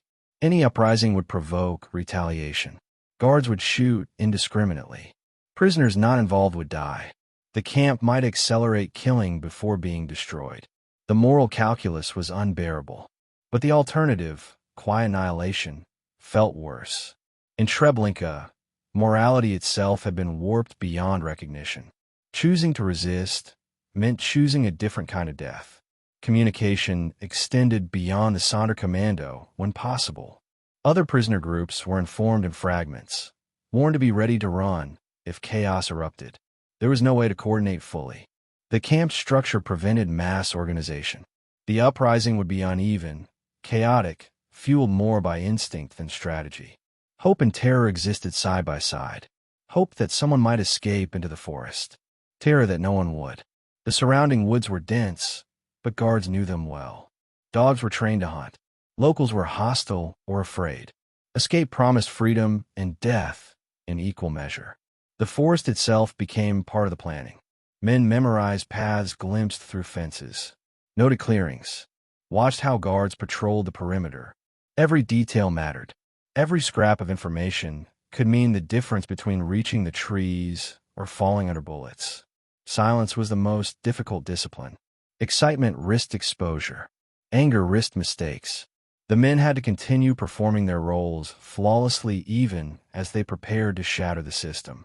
They dragged bodies, sorted belongings, followed orders. Inside, the tension built like pressure behind a dam. Some men documented what they could. Scraps of paper buried in jars. Names memorized. Details etched into memory. If the uprising failed, these fragments might survive. The act of recording became another form of resistance. Treblinka sought to erase not only people, but evidence. Memory itself was a battlefield. The guards noticed nothing at first. Routine blinded them. The very efficiency they prized dulled their vigilance. Prisoners who worked efficiently were assumed to be broken. Obedience was mistaken for submission. The system underestimated despair, and in doing so, underestimated what despair could become. As the chosen day approached, nerves frayed. Sleep became impossible. Every shout from a guard sounded like discovery. Every unexpected movement felt like betrayal. Men rehearsed silently, imagining steps again and again. Grab this. Run there. Strike now. These mental drills competed with the constant intrusion of death around them. The plan itself was simple because it had to be. Complexity would fail. Weapons would be seized. Buildings set on fire. Confusion would spread. In the chaos, prisoners would run for the forest. There would be no coordination beyond the initial spark. After that, survival would depend on speed, luck, and the willingness to keep moving even when exhausted. Some men made peace with death. They decided that if escape failed, they would die fighting rather than be dragged back to the chambers. This decision, once made, brought a strange calm. Fear did not vanish, but it sharpened into focus. The future narrowed to a single moment. Others clung fiercely to the idea of survival. They pictured running through trees, hiding, reaching villages, finding partisans. These visions were fragile, easily shattered, but they provided fuel. In Treblinka, imagination itself became an act of rebellion. The camp continued operating at full capacity as planning intensified. Trains arrived, chambers filled, fires burned, guards drank and laughed. The contrast was surreal. Beneath the appearance of total control, something unstable was forming. A fault line running through the heart of the killing machine. No speeches marked this moment. No declarations. The decision to resist did not arrive with ceremony. It emerged quietly, unevenly, carried by men who had nothing left to lose and everything to remember. Treblinka had been designed to leave no survivors, no witnesses, no stories. The planners of the uprising understood this fully. Their goal was not victory in any conventional sense. It was rupture, to break the silence, to force the camp to reveal itself through fire and gunshots and chaos. As the chosen moment drew closer, the forest outside remained still. The engines continued to run. The painted clock still did not move. Everything appeared unchanged. But inside Treblinka, beneath the weight of routine and terror, the impossible was being prepared. And when it came, it would come suddenly. Chapter 10. The Uprising. The day did not announce itself. There was no thunder, no sign in the sky, no shift in the forest air to mark what was about to happen. Treblinka woke the way it always did. Engines humming faintly in the distance, guards moving with lazy confidence, smoke already lingering low among the trees. Routine held the camp in place like a spell. And beneath that routine, men who had rehearsed this moment only in their minds waited for a signal that could not be spoken aloud. It began with small movements, almost invisible. A guard stepped away from his post for a drink. Another leaned his rifle against a wall where it did not belong. Keys hung from a hook, unattended for seconds that felt like hours. In Treblinka, seconds were everything. A man reached. Fingers closed. The weight of metal was real, undeniable. The point of no return had been crossed. Weapons were seized not with triumph, but with terror. Axes lifted from storage. Knives slipped into shaking hands. A pistol wrestled free in a struggle that ended in silence only because both men were too afraid to breathe. The first blows landed suddenly, brutally, without warning.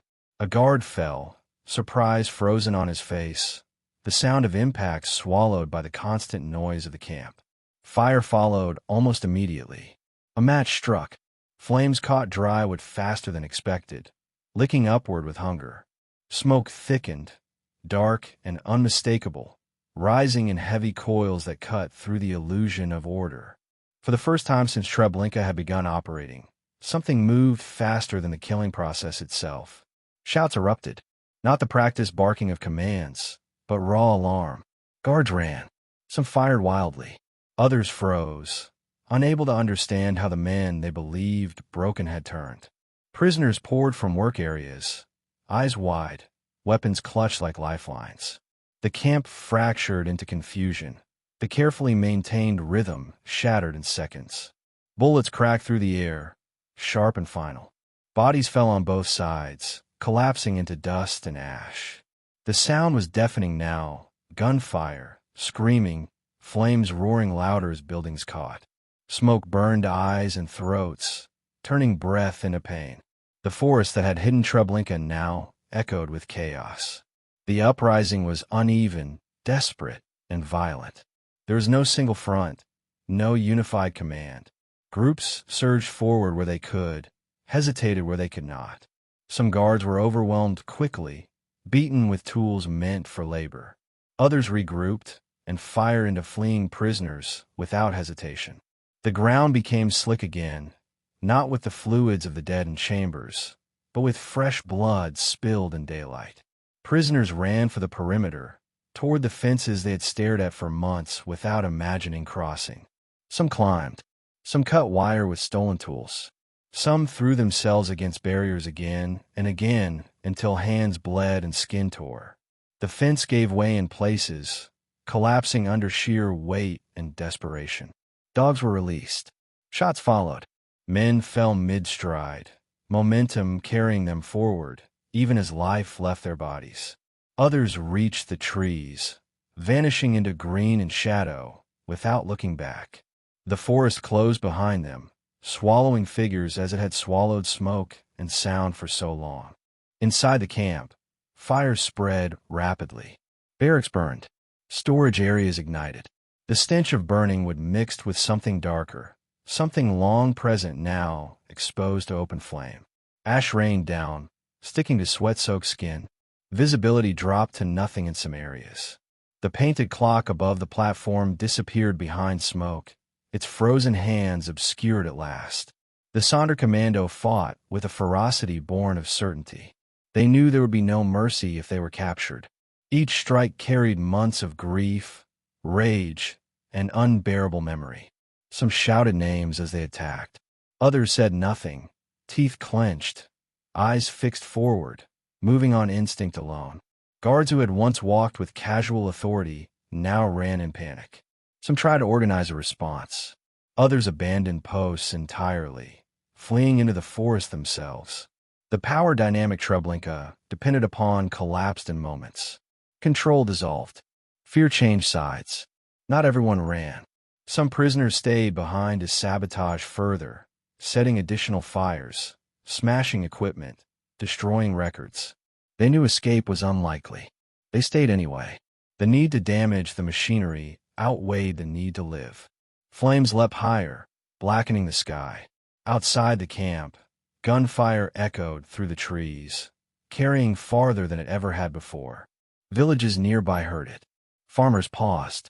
People looked toward the forest and understood that something extraordinary was happening, even if they did not yet know what. Treblinka could no longer hide behind routine. The escape itself was chaos. Men ran blindly, branches whipping faces, roots grabbing ankles. Shots cracked behind them. Dogs barked closer, then farther away. Some escaped alone, some in small groups. Some were cut down just steps from the trees. The forest became a maze of fear and chance. Those who fell were not pursued carefully. Guards fired until ammunition ran low, until smoke and confusion made targets impossible to see. Orders shouted contradicted one another. Panic spread. Treblinka had never been designed to defend itself against revolt. It had been designed to process obedience. By the time reinforcements arrived, much of the camp was already burning. Flames consumed structures meant to be temporary, reducing them to collapsing frames and embers. The smoke rose thick and undeniable, a column that marked the place where Treblinka had stood, visible for miles. The aftermath was brutal and immediate. Surviving guards hunted escapees relentlessly. Search parties fanned out. Dogs' tracks sent through brush and mud. Many who had reached the forest were found within hours, shot where they stood, their bodies left as warnings.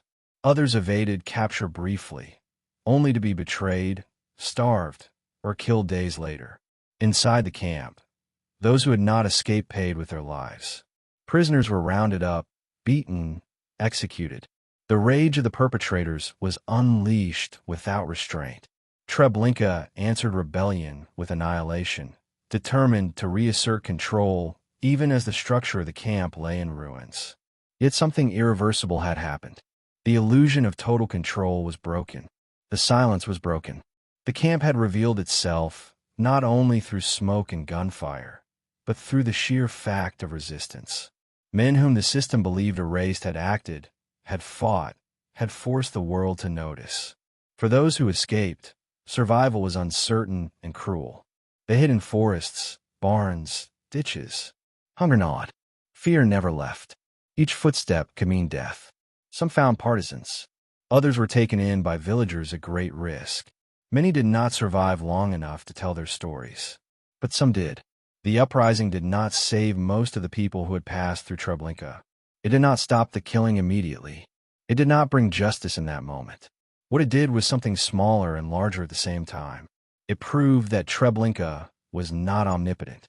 It proved that even in the most controlled environment imaginable, human beings could choose defiance. In the days that followed, the camp operated only in fragments. Damage was assessed. Orders were issued. The leadership faced a new reality. Treblinka was no longer invisible. Its existence could no longer be denied so easily. The machinery of death had faltered, not because it was inefficient, but because those trapped inside it had refused to cooperate quietly. Smoke drifted for days. Ash settled over the forest. The ground was scorched, littered with debris and bodies. The place where Treblinka had functioned with such precision now bore the marks of chaos and fire. And somewhere beyond the trees, survivors moved silently through a hostile world, carrying knowledge the Nazis had worked so carefully to destroy. Treblinka had been built to leave no witnesses. The uprising ensured that was no longer true. But the story was not over yet. Chapter 11. The Hunt and the Silence. The forest did not offer sanctuary. It offered uncertainty. Those who reached the trees ran until lungs burned and legs failed, branches tearing at skin, roots catching ankles in the dark. The ground was uneven, damp in places, dry and brittle in others, cracking underfoot like bones. Gunfire echoed behind them, then faded, then returned again from another direction. Dogs barked, close enough to feel, then distant, then close again. Escape from Treblinka was not a single act. It was a prolonged ordeal that began the moment the fence fell and did not truly end for months, sometimes years. The Nazis responded immediately and brutally. Panic hardened into rage. Search parties poured into the woods, rifles raised, dogs straining forward. Roads were blocked. Villages were warned. Rewards were promised. Threats were issued. Anyone caught aiding escapees would be shot. The surrounding countryside became an extension of the camp, its fear radiating outward, turning fields and barns into traps. For the men running, time fragmented. There was no sense of day or night, only movement and hiding, thirst and hunger, the constant calculation of whether to stop or keep going. Some tore off camp rags and wrapped themselves in leaves to hide their scent. Others plunged into streams, teeth chattering as cold water stole breath, hoping dogs would lose the trail. A few collapsed and could not rise again. Their bodies disappeared into undergrowth, nameless, swallowed by the same land that had hidden Treblinka for so long. Not all escapes were solitary. Small groups formed briefly, then fractured under pressure. Trust was fragile. Fear sharpened every decision. One wrong choice could doom everyone. Arguments whispered through clenched teeth. Which direction? Which village? Whether to risk knocking on a door or keep moving until exhaustion forced a mistake. Villagers reacted in different ways. Some turned escapees in immediately, terrified of reprisal. Others shut doors silently and pretended not to hear knocking. A few, at enormous risk, offered bread, water, a place to hide for a night. These moments were brief, fragile, heavy with danger. Gratitude could not be spoken aloud. Staying too long meant death for everyone. The dogs were relentless. When they caught a scent, they followed it with terrifying precision. Men climbed trees and waited, muscles screaming, while barking circled below. Others hid in ditches, mud filling mouths, noses barely above water. Shots rang out suddenly, sometimes without warning, ending flight in an instant.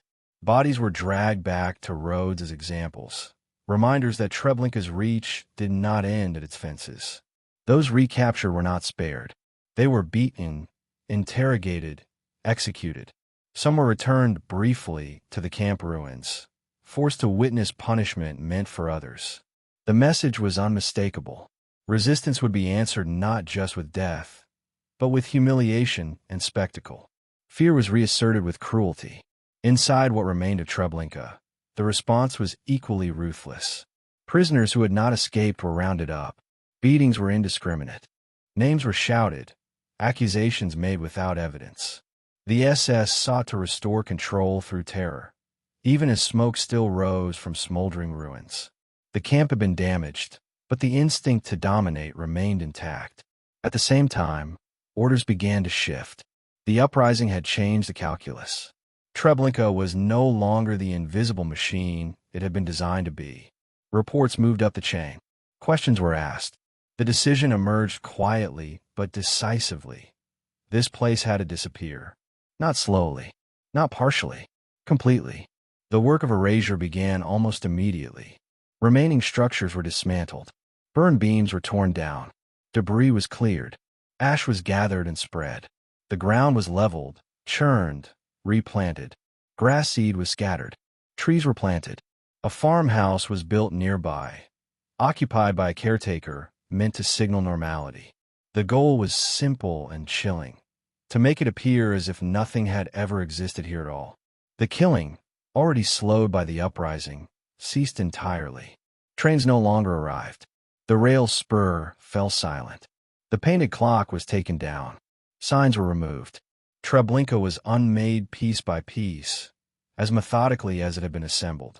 The forest reclaimed the space quickly, swallowing scars beneath green growth and quiet. For the perpetrators, this transition brought unease. Some were reassigned. Others returned home. A few were promoted. Their time at Treblinka was folded into careers and family lives, rarely spoken of, sometimes denied outright. The system protected them as efficiently as it had protected the crime itself. For the survivors still hiding beyond the camp, the end brought no relief. The hunt continued. Fear lingered. Hunger gnawed. Winter approached. Those who survived longest learned to live invisibly, to move only at night, to trust almost no one. The memory of Treblinka followed them everywhere, as real as the scars on their bodies. Some eventually found partisan units. Others made it to cities, blending into ruins and crowds. A few were liberated months later by advancing armies.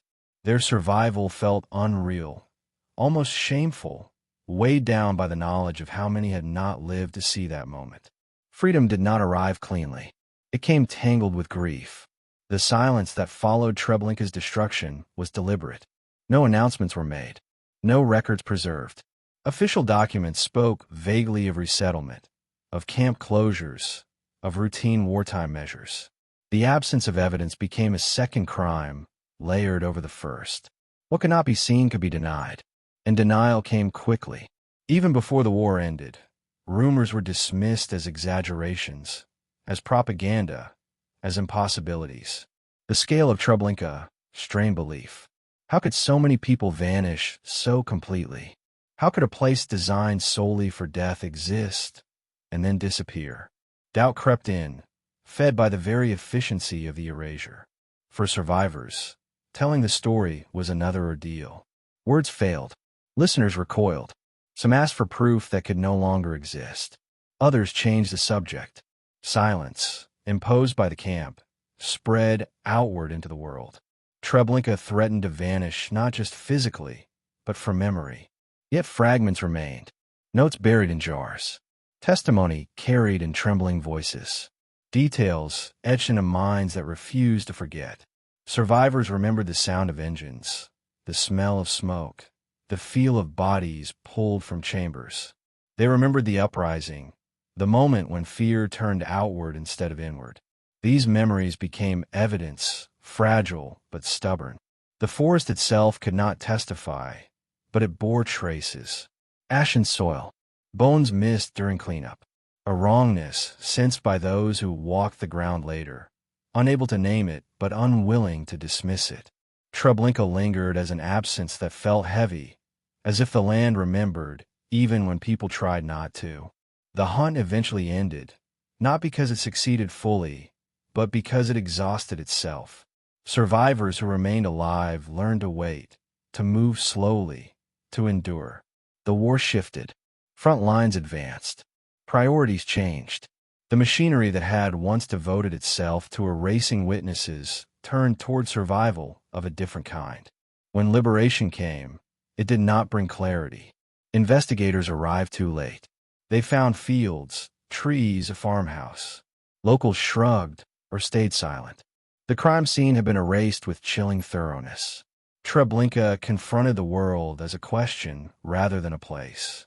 And yet, despite the hunt, despite the silence, despite the deliberate attempt to leave nothing behind, Treblinka had failed in its ultimate purpose. It had not erased everyone.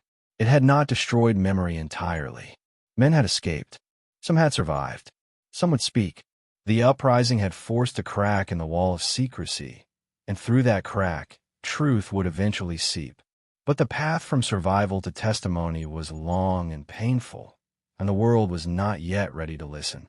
Treblinka had gone quiet. The silence was not the end. Chapter 12. Witnesses Against Oblivion. After Treblinka was dismantled, the world did not rush to fill the silence. It expanded instead, stretching outward like fog, thick and uncertain. Where the camp had stood, grass grew. Trees settled back into place. A farmhouse appeared, ordinary and unremarkable, its walls meant to suggest continuity rather than rupture. The rails rusted quietly. The forest resumed its old sounds. To an untrained eye, there was nothing here to explain the absence of hundreds of thousands of lives. And that absence became the final battlefield. For those who survived, the end of the camp did not bring relief. It brought responsibility. Survival itself felt heavy, almost unbearable, because it demanded explanation in a world that did not yet have language for what had happened. They carried Treblinka inside them, the smells that never left, the sounds that returned at night, the faces that surfaced without warning. They were alive, but the camp continued to operate in memory, relentless and unyielding. Many survivors emerged from hiding into a world that barely recognized them. They were skeletal, ill, disoriented. They carried no documents, no proof, no graves to point to. When they spoke, their words felt unreal, even to themselves. How could anyone describe a place designed to erase people so completely that even death left no trace? How could a listener grasp a process that turned murder into routine, suffering into logistics? Some survivors remained silent for years. Silence offered protection from disbelief, from the pain of reliving, from the guilt of having lived when so many had not. Others tried to speak immediately, and were met with blank stares or polite dismissal. The scale of Treblinka challenged imagination. People wanted to believe in camps where work was possible, where survival depended on strength or luck. A camp built solely for death did not fit existing frameworks of understanding. The survivors who did speak found themselves repeating details over and over, not because they wanted to, but because each retelling felt incomplete. Words broke down. Language failed. They described engines roaring, doors closing, bodies falling, and sensed even as they spoke that listeners were retreating inward, overwhelmed or unconvinced. Truth became something that had to fight to exist. Evidence was scarce by design. The Nazis had not simply murdered people. They had murdered proof. Bodies were burned, ash scattered, structures dismantled, documents destroyed. The absence of records was itself evidence. But absence is difficult to prosecute, difficult to memorialize. Treblinka was meant to survive only as rumor, as exaggeration, as something easily dismissed. And yet, fragments remained. Survivors carried precise details that matched one another in ways no fabrication could. The frozen clock, the false station, the narrow corridor, the engines, the speed. Independent voices, scattered across countries and years, described the same layout, the same procedures, the same lies. When placed together, these testimonies formed a map of horror that no single witness could have created alone. Some survivors wrote as soon as they could, on scraps of paper, in notebooks borrowed or stolen. They wrote because memory felt fragile, threatened by time and trauma. They wrote because they feared that if they waited, the world would decide Treblinka had never existed at all. Writing became a form of resistance long after the fences had fallen. Others testified in courtrooms years later, standing before judges who had never seen a death camp, speaking in a silence that felt heavier than the forest had ever been. Their voices shook. Their bodies trembled. They answered questions that reduced catastrophe to dates and numbers. They were asked to be precise about events that had obliterated precision itself. Cross-examination reopened wounds. Defense lawyers searched for inconsistencies, seizing on small differences in memory as proof of unreliability. Survivors felt themselves placed on trial alongside their persecutors, forced to justify their own experiences. The cruelty was quieter now, but it was real. Still, testimony accumulated. Bit by bit, Treblinka emerged from denial into record. Investigators pieced together rail schedules, transport lists, property inventories that stopped abruptly, German documents that spoke in euphemisms but betrayed scale through logistics. Even in the absence of physical remains, patterns told a story too vast to ignore. The land itself began to speak, reluctantly. Excavations uncovered bone fragments missed during erasure, ash layers that did not belong to natural fires, soil that bore chemical traces of mass burning. These discoveries did not restore the dead, but they confirmed what survivors had said all along. Treblinka had not been imagined. It had functioned exactly as described. As trials unfolded, the perpetrators offered familiar defenses. They had followed orders. They had been assigned. They had not killed directly. Responsibility was diluted again, just as it had been inside the camp. Some expressed regret. Others showed none. Many returned to ordinary lives. Their years at Treblinka folded into silence. Justice arrived unevenly, late, and often unsatisfying. Sentences felt small against the scale of loss. Many perpetrators were never tried at all. Some died before facing questions. Others lived comfortably, their crimes known only to those who bore the consequences. For survivors, justice was never simply about punishment. It was about acknowledgement, about hearing someone in authority say that Treblinka existed, that it functioned as a factory of death, that what happened there mattered. Recognition did not heal trauma, but it pushed back against erasure. Memory itself became contested terrain. As years passed, denial resurfaced in new forms. Some claimed numbers were exaggerated. Others argued camps were misunderstood. The absence of visible ruins made Treblinka especially vulnerable to distortion. What could not be seen could be doubted. Survivors aged. Voices weakened. Time pressed forward relentlessly. Each death of a witness felt like a second killing, another piece of memory lost. Those who remained felt urgency sharpen. They spoke in schools, in community halls, in recorded interviews, knowing that soon they would no longer be able to speak at all. Recording testimony became an act of preservation.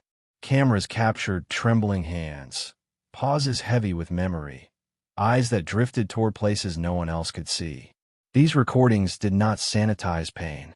They preserved it, raw and unresolved, trusting future generations to carry it responsibly. The story of Treblinka also reshaped understanding of the Holocaust itself. It forced historians to confront extermination as a primary goal rather than a byproduct of war.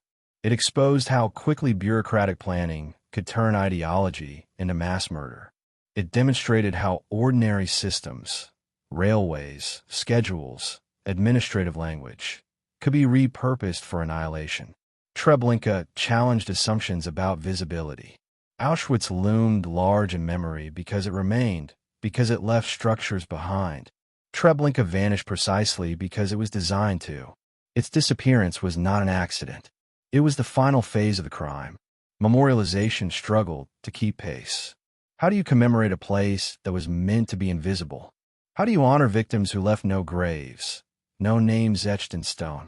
Monuments rose slowly, modest at first, then more deliberate, acknowledging not only death but erasure itself.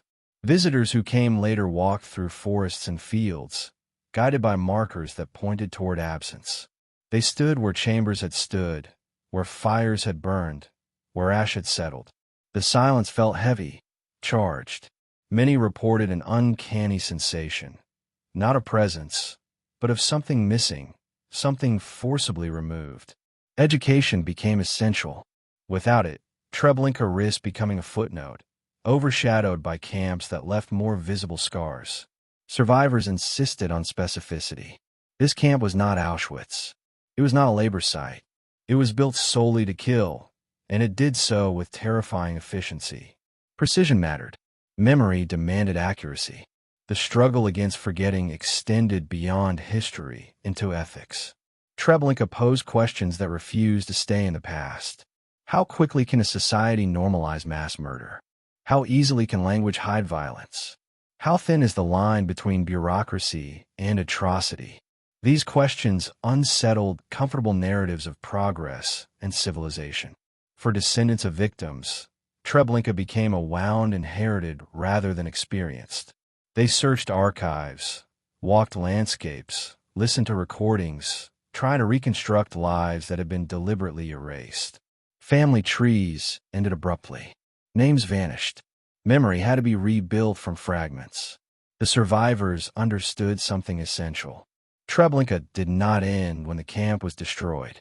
It continued wherever denial found space, wherever silence replaced truth, wherever absence was mistaken for insignificance. The camp's final operation was not killing bodies, but challenging memory itself. And memory fought back. Books were written, testimonies published, trials documented, education expanded. Each act of remembrance pushed against the intention behind Treblinka's design. The camp had sought to annihilate without trace. The persistence of witness ensured that it would never fully succeed. Still, the work remained unfinished. Even today, Treblinka is less known than places that left more physical evidence. Its victims are less named, less visualized, less easily imagined. The danger of forgetting remains constant, quiet, insidious. The survivors who spoke carried a burden heavier than any they had borne inside the camp. They were asked to relive horror, repeatedly, so others might understand. They did so not because it healed them, but because silence felt like betrayal of the dead. As the last witnesses aged, urgency intensified, recordings multiplied, archives expanded. The responsibility shifted slowly from those who had seen Treblinka to those who had learned about it. Memory began to change hands. And with that transfer came a question that lingered unresolved, heavy and insistent. If Treblinka could be built, operated, and erased once, what prevents something like it from happening again? The answer did not lie in forests or ruins, but in whether the world would choose to remember what had been designed to disappear. Treblinka had lost its physical form. Its meaning was still being fought over. Chapter 13. The Camp That Tried to Vanish. There was a moment, after the fires died and the gunshots faded, when Treblinka seemed to dissolve into the landscape as if it had never existed. The rails grew quiet. The forest closed ranks. Grass pushed through disturbed soil. Wind moved through branches the way it always had. From a distance, there was nothing to suggest that this place had once functioned as one of the most efficient killing sites in human history. That disappearance was not accidental. It was the final phase of the crime. The order to erase Treblinka was carried out with the same cold precision that had built it. Structures were dismantled piece by piece, not hurriedly, but methodically. Burned beams were dragged away. Foundations were smashed and buried. Ash was collected, spread, mixed into soil until it became indistinguishable from earth. Bones that surfaced were crushed. The ground was leveled, replanted, smoothed until it no longer bore the scars of mass death. A farmhouse was erected near the former campsite, ordinary in every detail. Whitewashed walls, a pitched roof, fields tilled nearby. A caretaker and his family were installed, instructed to live there as if nothing had happened, as if generations of life had preceded them uninterrupted. The presence of normality was itself a weapon, designed to overwrite memory through routine. The rail spur that had delivered hundreds of thousands to their deaths was dismantled. Ties were removed. Metal was repurposed, rust setting quickly on what remained. Without tracks, the path to Treblinka disappeared, leaving only faint impressions that time could erase. The surrounding villages were warned into silence. Questions were discouraged. Curiosity was dangerous. People had lived near terror long enough to understand what survival required. Some had seen smoke. Some had heard screams. Many chose not to remember, because remembering offered no protection. The Nazis understood something essential about memory. It depends on markers, ruins, graves, documents. Without these, atrocity becomes rumor. Rumor becomes doubt. Doubt becomes denial. Treblinka was engineered to remove every anchor that might hold truth in place. When Allied forces advanced into the region, they did not find a camp. They found land, trees, a farmhouse. Locals shrugged or avoided questions. Investigators searched for evidence and found very little. The absence itself was unsettling, but absence does not photograph well. It does not shock easily. It does not command attention. This absence shaped how Treblinka entered history. Other camps left behind barracks, chimneys, wire. Their physical presence forced confrontation. Treblinka confronted the world with a void. And a void invites interpretation, distortion, disbelief. Early reports of Treblinka sounded unbelievable even to those who wanted to listen. Hundreds of thousands killed in little more than a year. No survivors from transports. No records. No bodies. The numbers strained comprehension. The method defied existing categories of crime. Skepticism crept in not always from malice, but from disbelief born of scale. Survivors faced this disbelief constantly. When they spoke, they were asked for proof. When they described engines and chambers and fire, listeners asked how such a place could simply disappear. The logic of erasure was so complete that it became a tool for denial. Some perpetrators relied on this deliberately. They denied knowledge, claimed assignments elsewhere, minimized involvement. Without physical evidence, prosecution became difficult. Trials stalled. Charges were reduced. Responsibility blurred. Justice weakened under the weight of uncertainty. The few investigations that did pursue Treblinka relied heavily on testimony. Survivors were called again and again, asked to recount trauma with precision. Small discrepancies were magnified. Memory, damaged by terror, was treated as suspect. Meanwhile, perpetrators benefited from the lack of ruins that might contradict them. Yet patterns emerged. Independent testimonies aligned. Timelines matched. Details repeated across accounts from people who had never met. The same station, the same clock, the same corridor, the same engines, the same smell. Consistency itself became evidence. Archaeology eventually joined testimony. Careful excavations uncovered what erasure had missed. Bone fragments, ash layers, traces of burning inconsistent with natural fires, soil altered by decomposition and combustion. These findings did not recreate the camp, but they anchored memory to ground, resisting denial. Still, Treblinka remained vulnerable to distortion. Extremists seized upon its absence to cast doubt.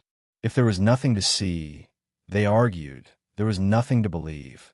They twisted uncertainty into argument, exploiting gaps left by deliberate destruction. Education became the front line against this distortion. Historians emphasized process rather than place. Rail schedules, deportation records, confiscated property inventories that stopped abruptly. German correspondence cloaked in euphemism, but revealing in volume. Treblinka emerged not as a ruin, but as a system. This shift mattered. It reframed understanding of how modern genocide functions. Treblinka demonstrated that mass murder does not require spectacle. It requires organization, compliance, language that obscures intent, landscapes that hide consequence. The camp's attempt to vanish also influenced how remembrance evolved. Traditional memorials struggled to mark absence. How do you commemorate what was designed to leave nothing behind? How do you represent a crime whose success depended on invisibility? The answer, imperfect and ongoing, was to mark the void itself. Stones placed where buildings had stood, paths traced where corridors had funneled people forward, signs explaining what could no longer be seen. Visitors were asked to imagine, not observe, to stand in silence where silence had been engineered. For many, this was unsettling in a different way. There was no overwhelming ruin to confront, no towering reminder. Instead, there was emptiness. And emptiness demanded active remembrance. It required effort, attention, education. Without these, Treblinka risked fading again. Survivors understood this danger deeply. As years passed and their numbers dwindled, urgency intensified. They spoke not only about what happened, but about how easily it could be forgotten. Treblinka was proof that erasure could succeed twice, once physically, once in memory. The camp also forced a reckoning with complicity beyond its fences. Rail workers who scheduled trains, clerks who processed paperwork, engineers who maintained engines, villagers who looked away. Treblinka functioned because many hands touched it indirectly. Its disappearance allowed those connections to fade into anonymity. This diffusion of responsibility complicated justice. Who could be held accountable for a crime designed to leave no trace and involve many participants performing ordinary tasks? The question haunted post-war trials and continues to trouble legal frameworks today.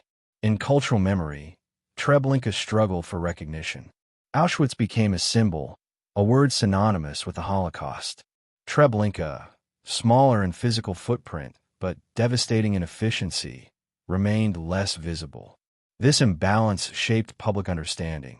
sometimes obscuring the diversity of killing methods used. Historians worked to correct this, emphasizing that Treblinka represented a specific phase of genocide.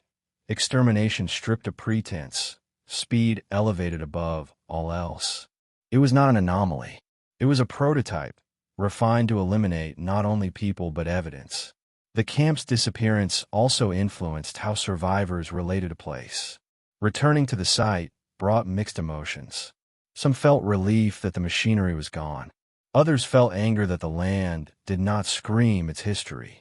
Many reported a sense of disorientation, as if memory and landscape no longer aligned. Standing in the forest, survivors pointed to empty spaces and described buildings that no longer existed. They named paths that were now overgrown. Their gestures traced invisible lines, mapping a camp that lived only in recollection.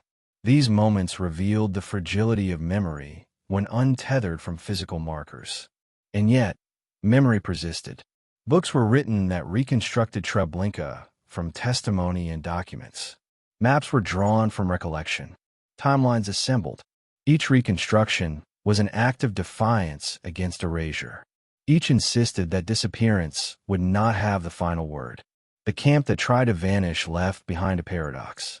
Its success in destroying evidence made its crime harder to grasp, but also more chilling. It demonstrated how modern systems could eliminate not only victims, but traces, challenging future generations to confront absence itself as evidence. Treblinka's legacy is therefore not only about what happened there, but about how history can be manipulated through removal. It warns that forgetting does not require denial alone. It requires the quiet cooperation of time, landscape, and indifference. As decades passed, the forest grew thicker. The farmhouse aged. New generations lived nearby, with little direct connection to what had occurred. Without education, Treblinka risked becoming a name without weight, a reference without image. That risk remains. Remembering Treblinka demands effort because it resists passive remembrance. It asks people to listen to testimony, to imagine systems, to accept absence as intentional. It asks for vigilance against narratives that prefer ruins to processes, spectacle to structure. The camp that tried to vanish succeeded partially. It removed itself from sight. It delayed justice. It complicated memory, but it did not erase truth entirely. Because truth adapted, it survived in voices and documents, in disturbed soil, in the stubborn insistence of those who refused to let a forest swallow history completely. Treblinka became a test, not only of what humanity could do, but of whether humanity would remember what had been done when there was almost nothing left to see. The question left hanging by this vanishing was stark and unresolved. If a place like Treblinka can disappear so completely, what other crimes might vanish with it, waiting only for silence to finish the job? Chapter 14. What Treblinka Taught the World. Long after the forest closed over the scars and the rails fell silent, Treblinka continued to exist in a different form, not as a place, but as a warning. It lived in the uneasy space between memory and denial, between history and the present, where the past is no longer happening, but has not stopped shaping what comes next. Treblinka forced the world to confront a truth that was far more disturbing than the ruins of any camp. That modern mass murder does not require chaos, hatred shouted from rooftops, or visible brutality at every step. It can function quietly, efficiently, and invisibly, wrapped in paperwork and routine. The most terrifying lesson of Treblinka was not its cruelty, but its normality. The men who planned it did not act in a frenzy. They sat at desks. They reviewed maps. They calculated transport capacity and fuel usage. They spoke an administrative language, detached and precise. Murder was not framed as violence, but as a logistical challenge. This transformation of killing into a process stripped it of emotional weight, making it easier to carry out at scale. Treblinka showed how ideology becomes lethal not when it is loud, but when it is normalized. Long before the first transport arrived, the idea that certain lives were disposable had already taken root. Dehumanization did not begin at the camp gates. It began in speeches, laws, classrooms, and newspapers. By the time Treblinka operated, its victims had already been reduced to categories, numbers, problems to be solved. This progression matters because it did not rely on monsters alone. It relied on ordinary systems and ordinary people doing their jobs. Trained conductors followed schedules. Clerks processed documents. Guards enforced rules. Engineers maintained engines.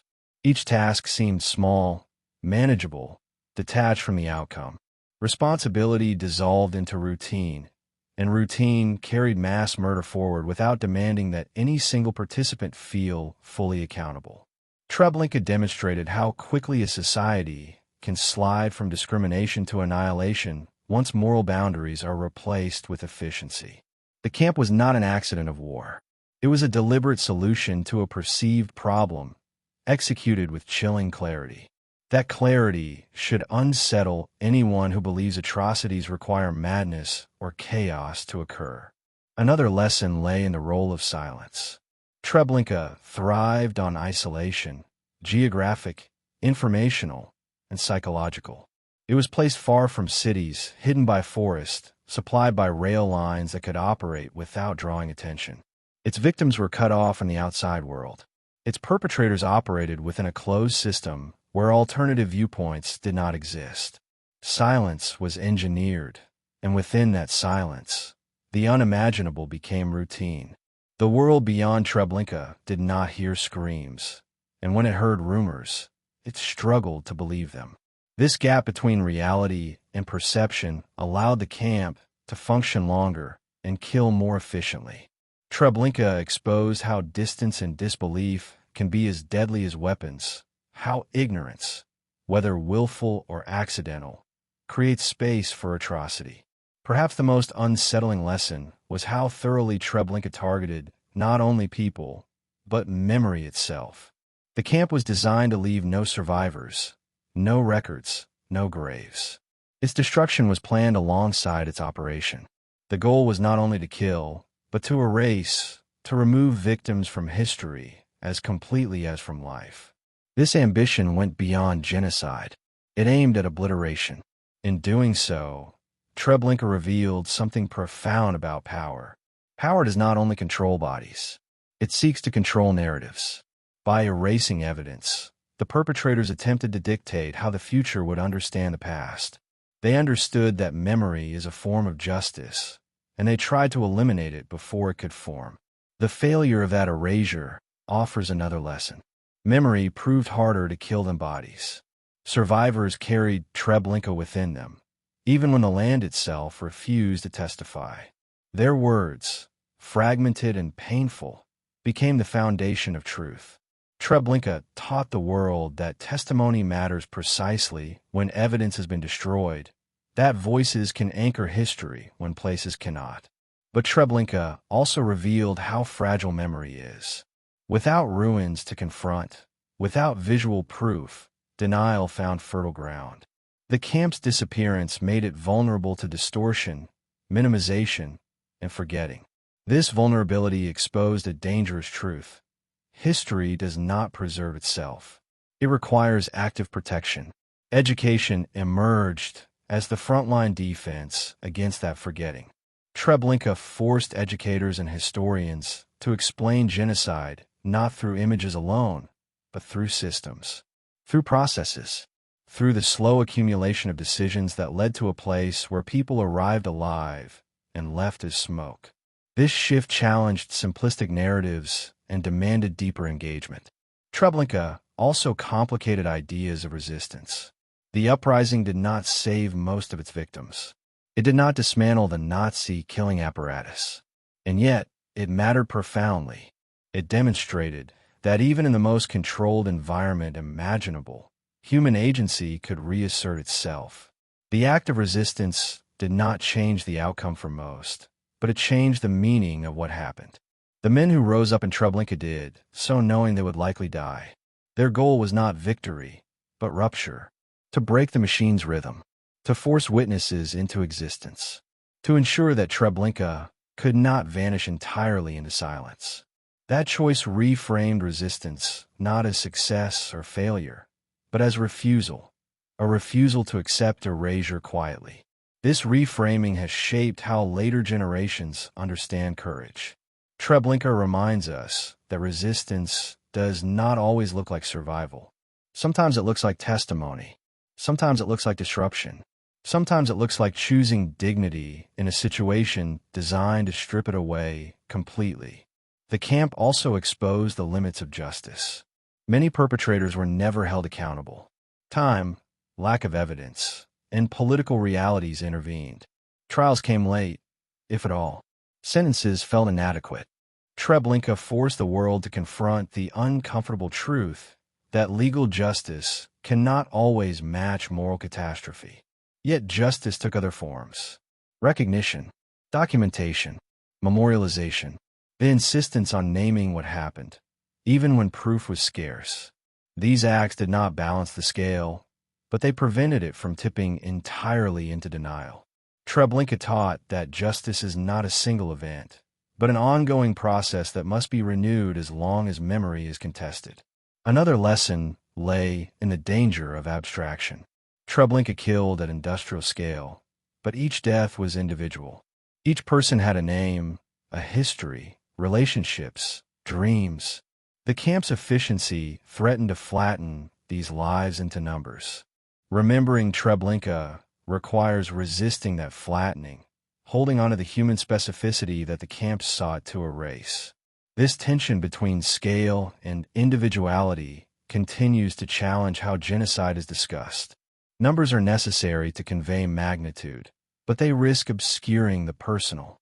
Treblinka demands both acknowledgement of its vast scope and recognition of the singular lives lost within it. The camp's legacy also reaches into contemporary discussions about bureaucracy and technology.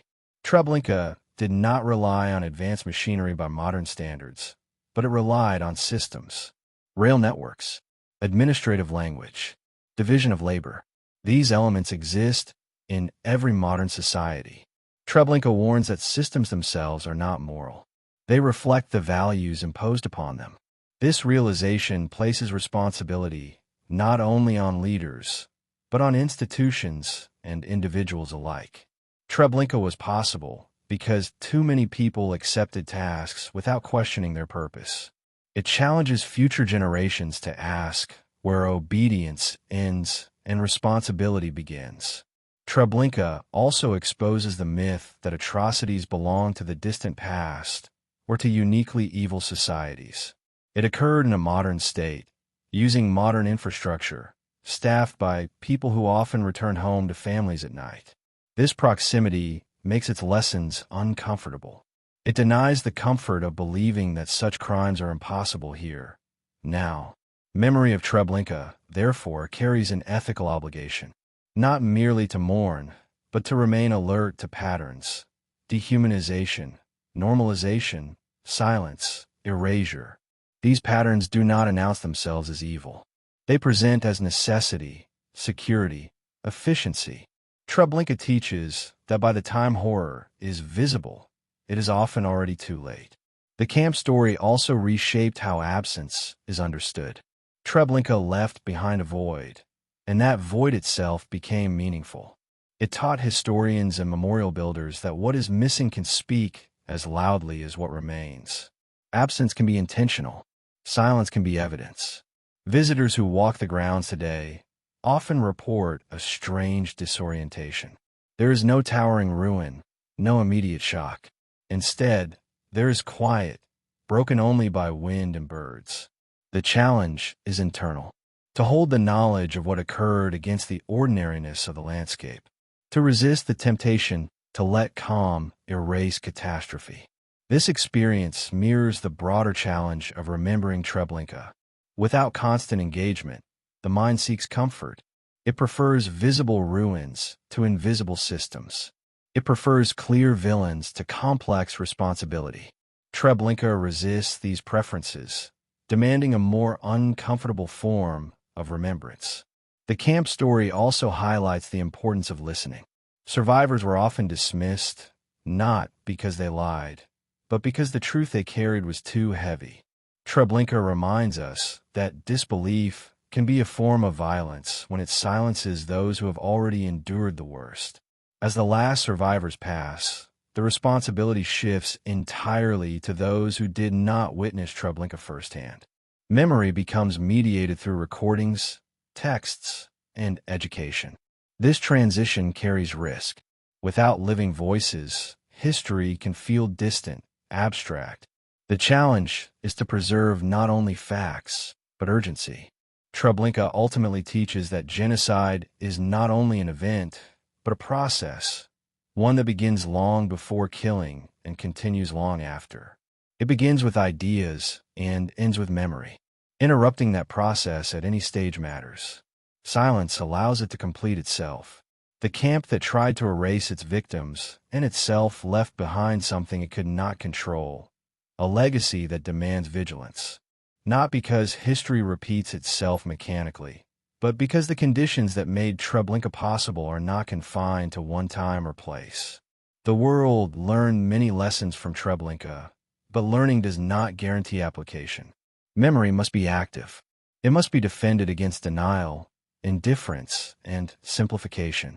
Otherwise, the void left by Treblinka risks becoming an invitation rather than a warning.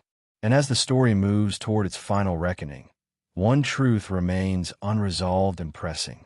If Treblinka revealed how easily humanity can descend into organized annihilation, the final question is not what happened there, but what happens next when warning signs appear, and who will choose to act before silence does the rest. Chapter 15: The Unfinished Reckoning. The story of Treblinka does not end with the last fire extinguished, the last survivor speaking, or the last document filed away in an archive. It ends nowhere cleanly. It lingers. It echoes. It refuses closure, because closure would suggest that what happened there has been fully understood, fully absorbed, fully answered. It is not. Treblinka remains an open wound in history, not because its facts are unknown, but because its meaning continues to challenge how humanity understands itself. For decades after the war, Treblinka existed in an uneasy space between knowledge and avoidance. It was acknowledged in courtrooms and history books, yet rarely confronted in the imagination with the same intensity as places that left behind visible ruins. The forest's quiet worked against memory. The absence of chimneys and barracks made it easier to move on, to treat Treblinka as a chapter completed rather than a warning unfinished. This distance shaped how societies processed guilt and responsibility. Many preferred narratives that isolated atrocity to a handful of leaders, to figures whose removal seemed to solve the problem. Treblinka complicates that comfort. It reveals a system sustained by many layers of participation, compliance, and silence. Responsibility did not reside in one office or one uniform. It diffused outward, touching rail workers, clerks, engineers, guards, neighbors, and institutions that chose order over conscience. That diffusion remains uncomfortable because it mirrors modern life. Treblinka did not rely on chaos. It relied on procedures that looked ordinary on paper. Forms filled out, schedules maintained, supplies ordered. Each action could be justified in isolation. Together, they produced annihilation. This fragmentation of responsibility challenges the idea that evil is always obvious or isolated. It suggests instead that atrocity can be assembled quietly, piece by piece, by people who never see the whole. In the years that followed, trials attempted to impose accountability on this vast crime. Some perpetrators were convicted. Many were not. Evidence had been destroyed deliberately. Witnesses were aging or gone. Time worked in favor of forgetting. Legal frameworks struggled to grasp crimes designed to leave no trace. Justice arrived late and unevenly, often feeling inadequate when weighed against the magnitude of loss. Yet the pursuit of justice mattered, even when it fell short. Each investigation affirmed that Treblinka was real, that denial would not be allowed to stand unchallenged. Each testimony pushed back against erasure. The courtroom became another battleground where memory fought for legitimacy. Outside courts, remembrance took on new forms. Memorials rose not as reconstructions, but as markers of absence. Stones named places where buildings no longer stood. Paths traced corridors that no longer existed. Visitors were asked to imagine rather than observe. This demand placed responsibility on the present. Remembering Treblinka could not be passive. It required engagement. Education evolved alongside memorialization. Treblinka forced educators to explain genocide not only through images of suffering, but through explanations of systems. How language disguises intent. How bureaucracy dulls moral awareness. How obedience can become lethal when decoupled from ethics.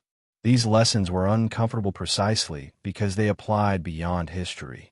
As survivors aged and passed away, a quiet urgency intensified. Recordings multiplied. Archives expanded. Oral histories were preserved with care. The voices that carried Treblinka forward were fading, and with them, the immediacy that makes denial harder. Memory began its transition from lived experience to inherited responsibility. This transition is fraught with risk. Without living witnesses, the past can feel abstract, distant, negotiable. Treblinka's very design exploited this danger. By erasing itself physically, it anticipated a future in which doubt could flourish. The responsibility to counter that doubt now rests entirely with those who did not experience the camp firsthand. The challenge is not only to remember that Treblinka existed, but to remember how it functioned, to resist reducing it to a symbol stripped of specificity. Treblinka was not simply a place of death. It was a process, a sequence of decisions that moved from ideology to policy, to infrastructure, to routine. Each step felt incremental. Each step could be defended by those who took it. The accumulation was catastrophic. Understanding this process matters because it reveals how warning signs appear. Dehumanization rarely announces itself as extermination. It begins with language that categorizes and excludes, with laws that normalize inequality, with systems that prioritize efficiency over humanity. Treblinka shows what happens when those steps go unchallenged.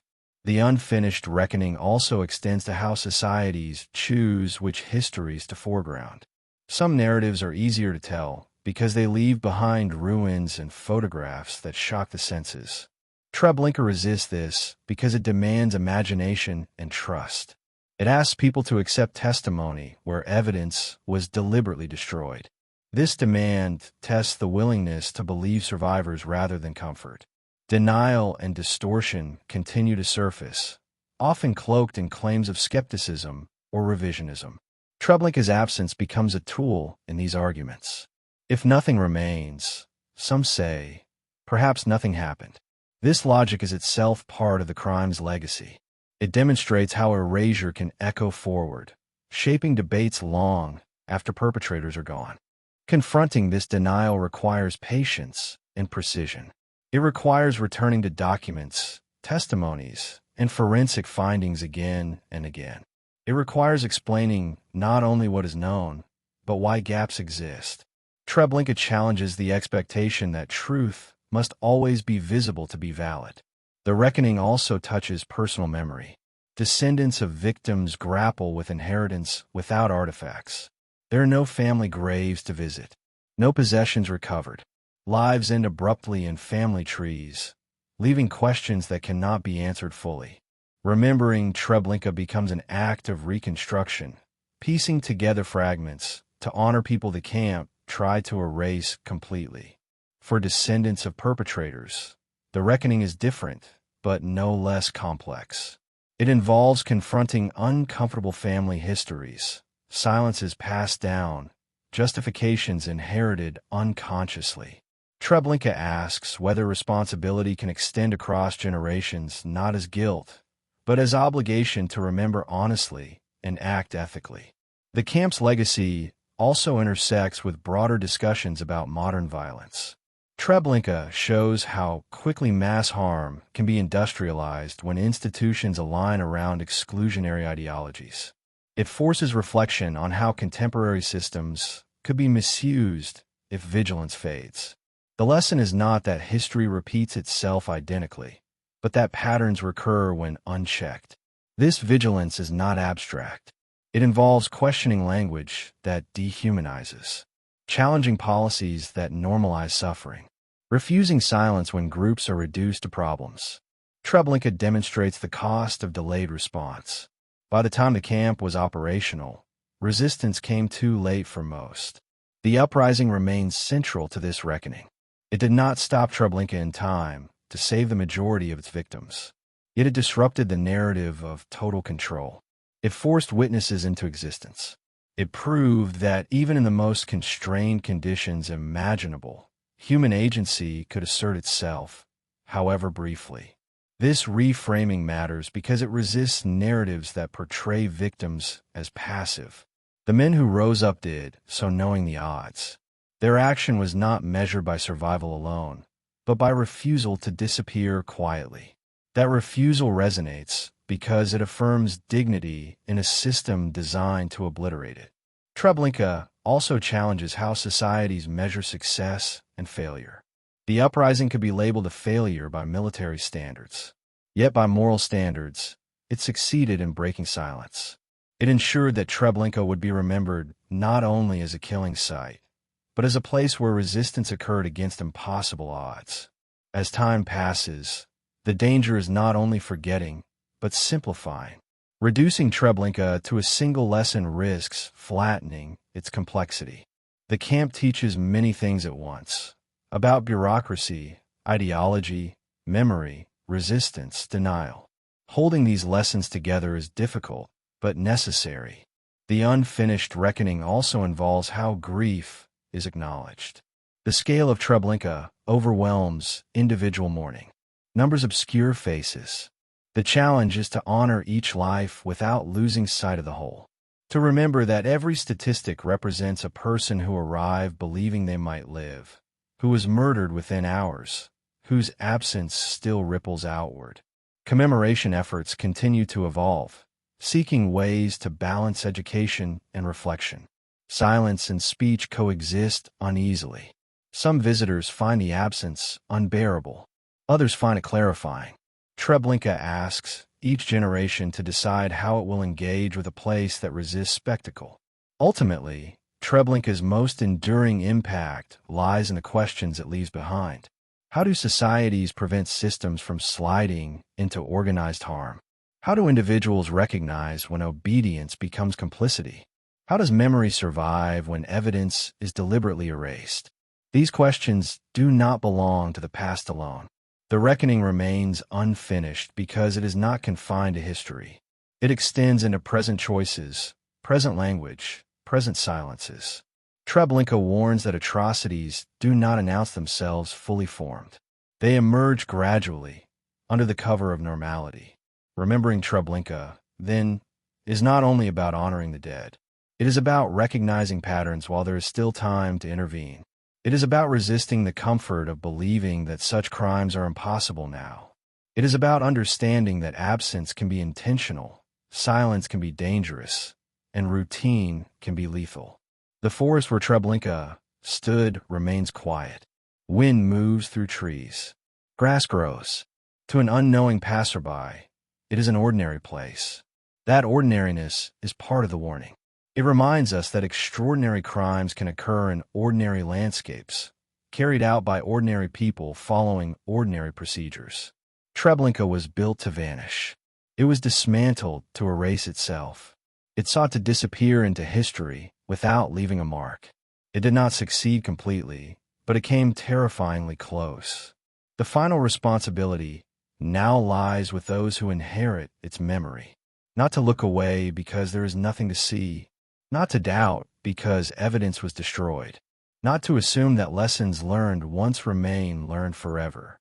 The reckoning remains unfinished because it must be renewed with each generation. As long as Treblinka is remembered not only as a place that killed, but as a system that functioned, as long as its absence is treated as evidence rather than excuse, as long as silence is challenged rather than accepted, the camp's final goal remains unfulfilled. Treblinka tried to end its story in silence. Whether it succeeds depends on what happens next.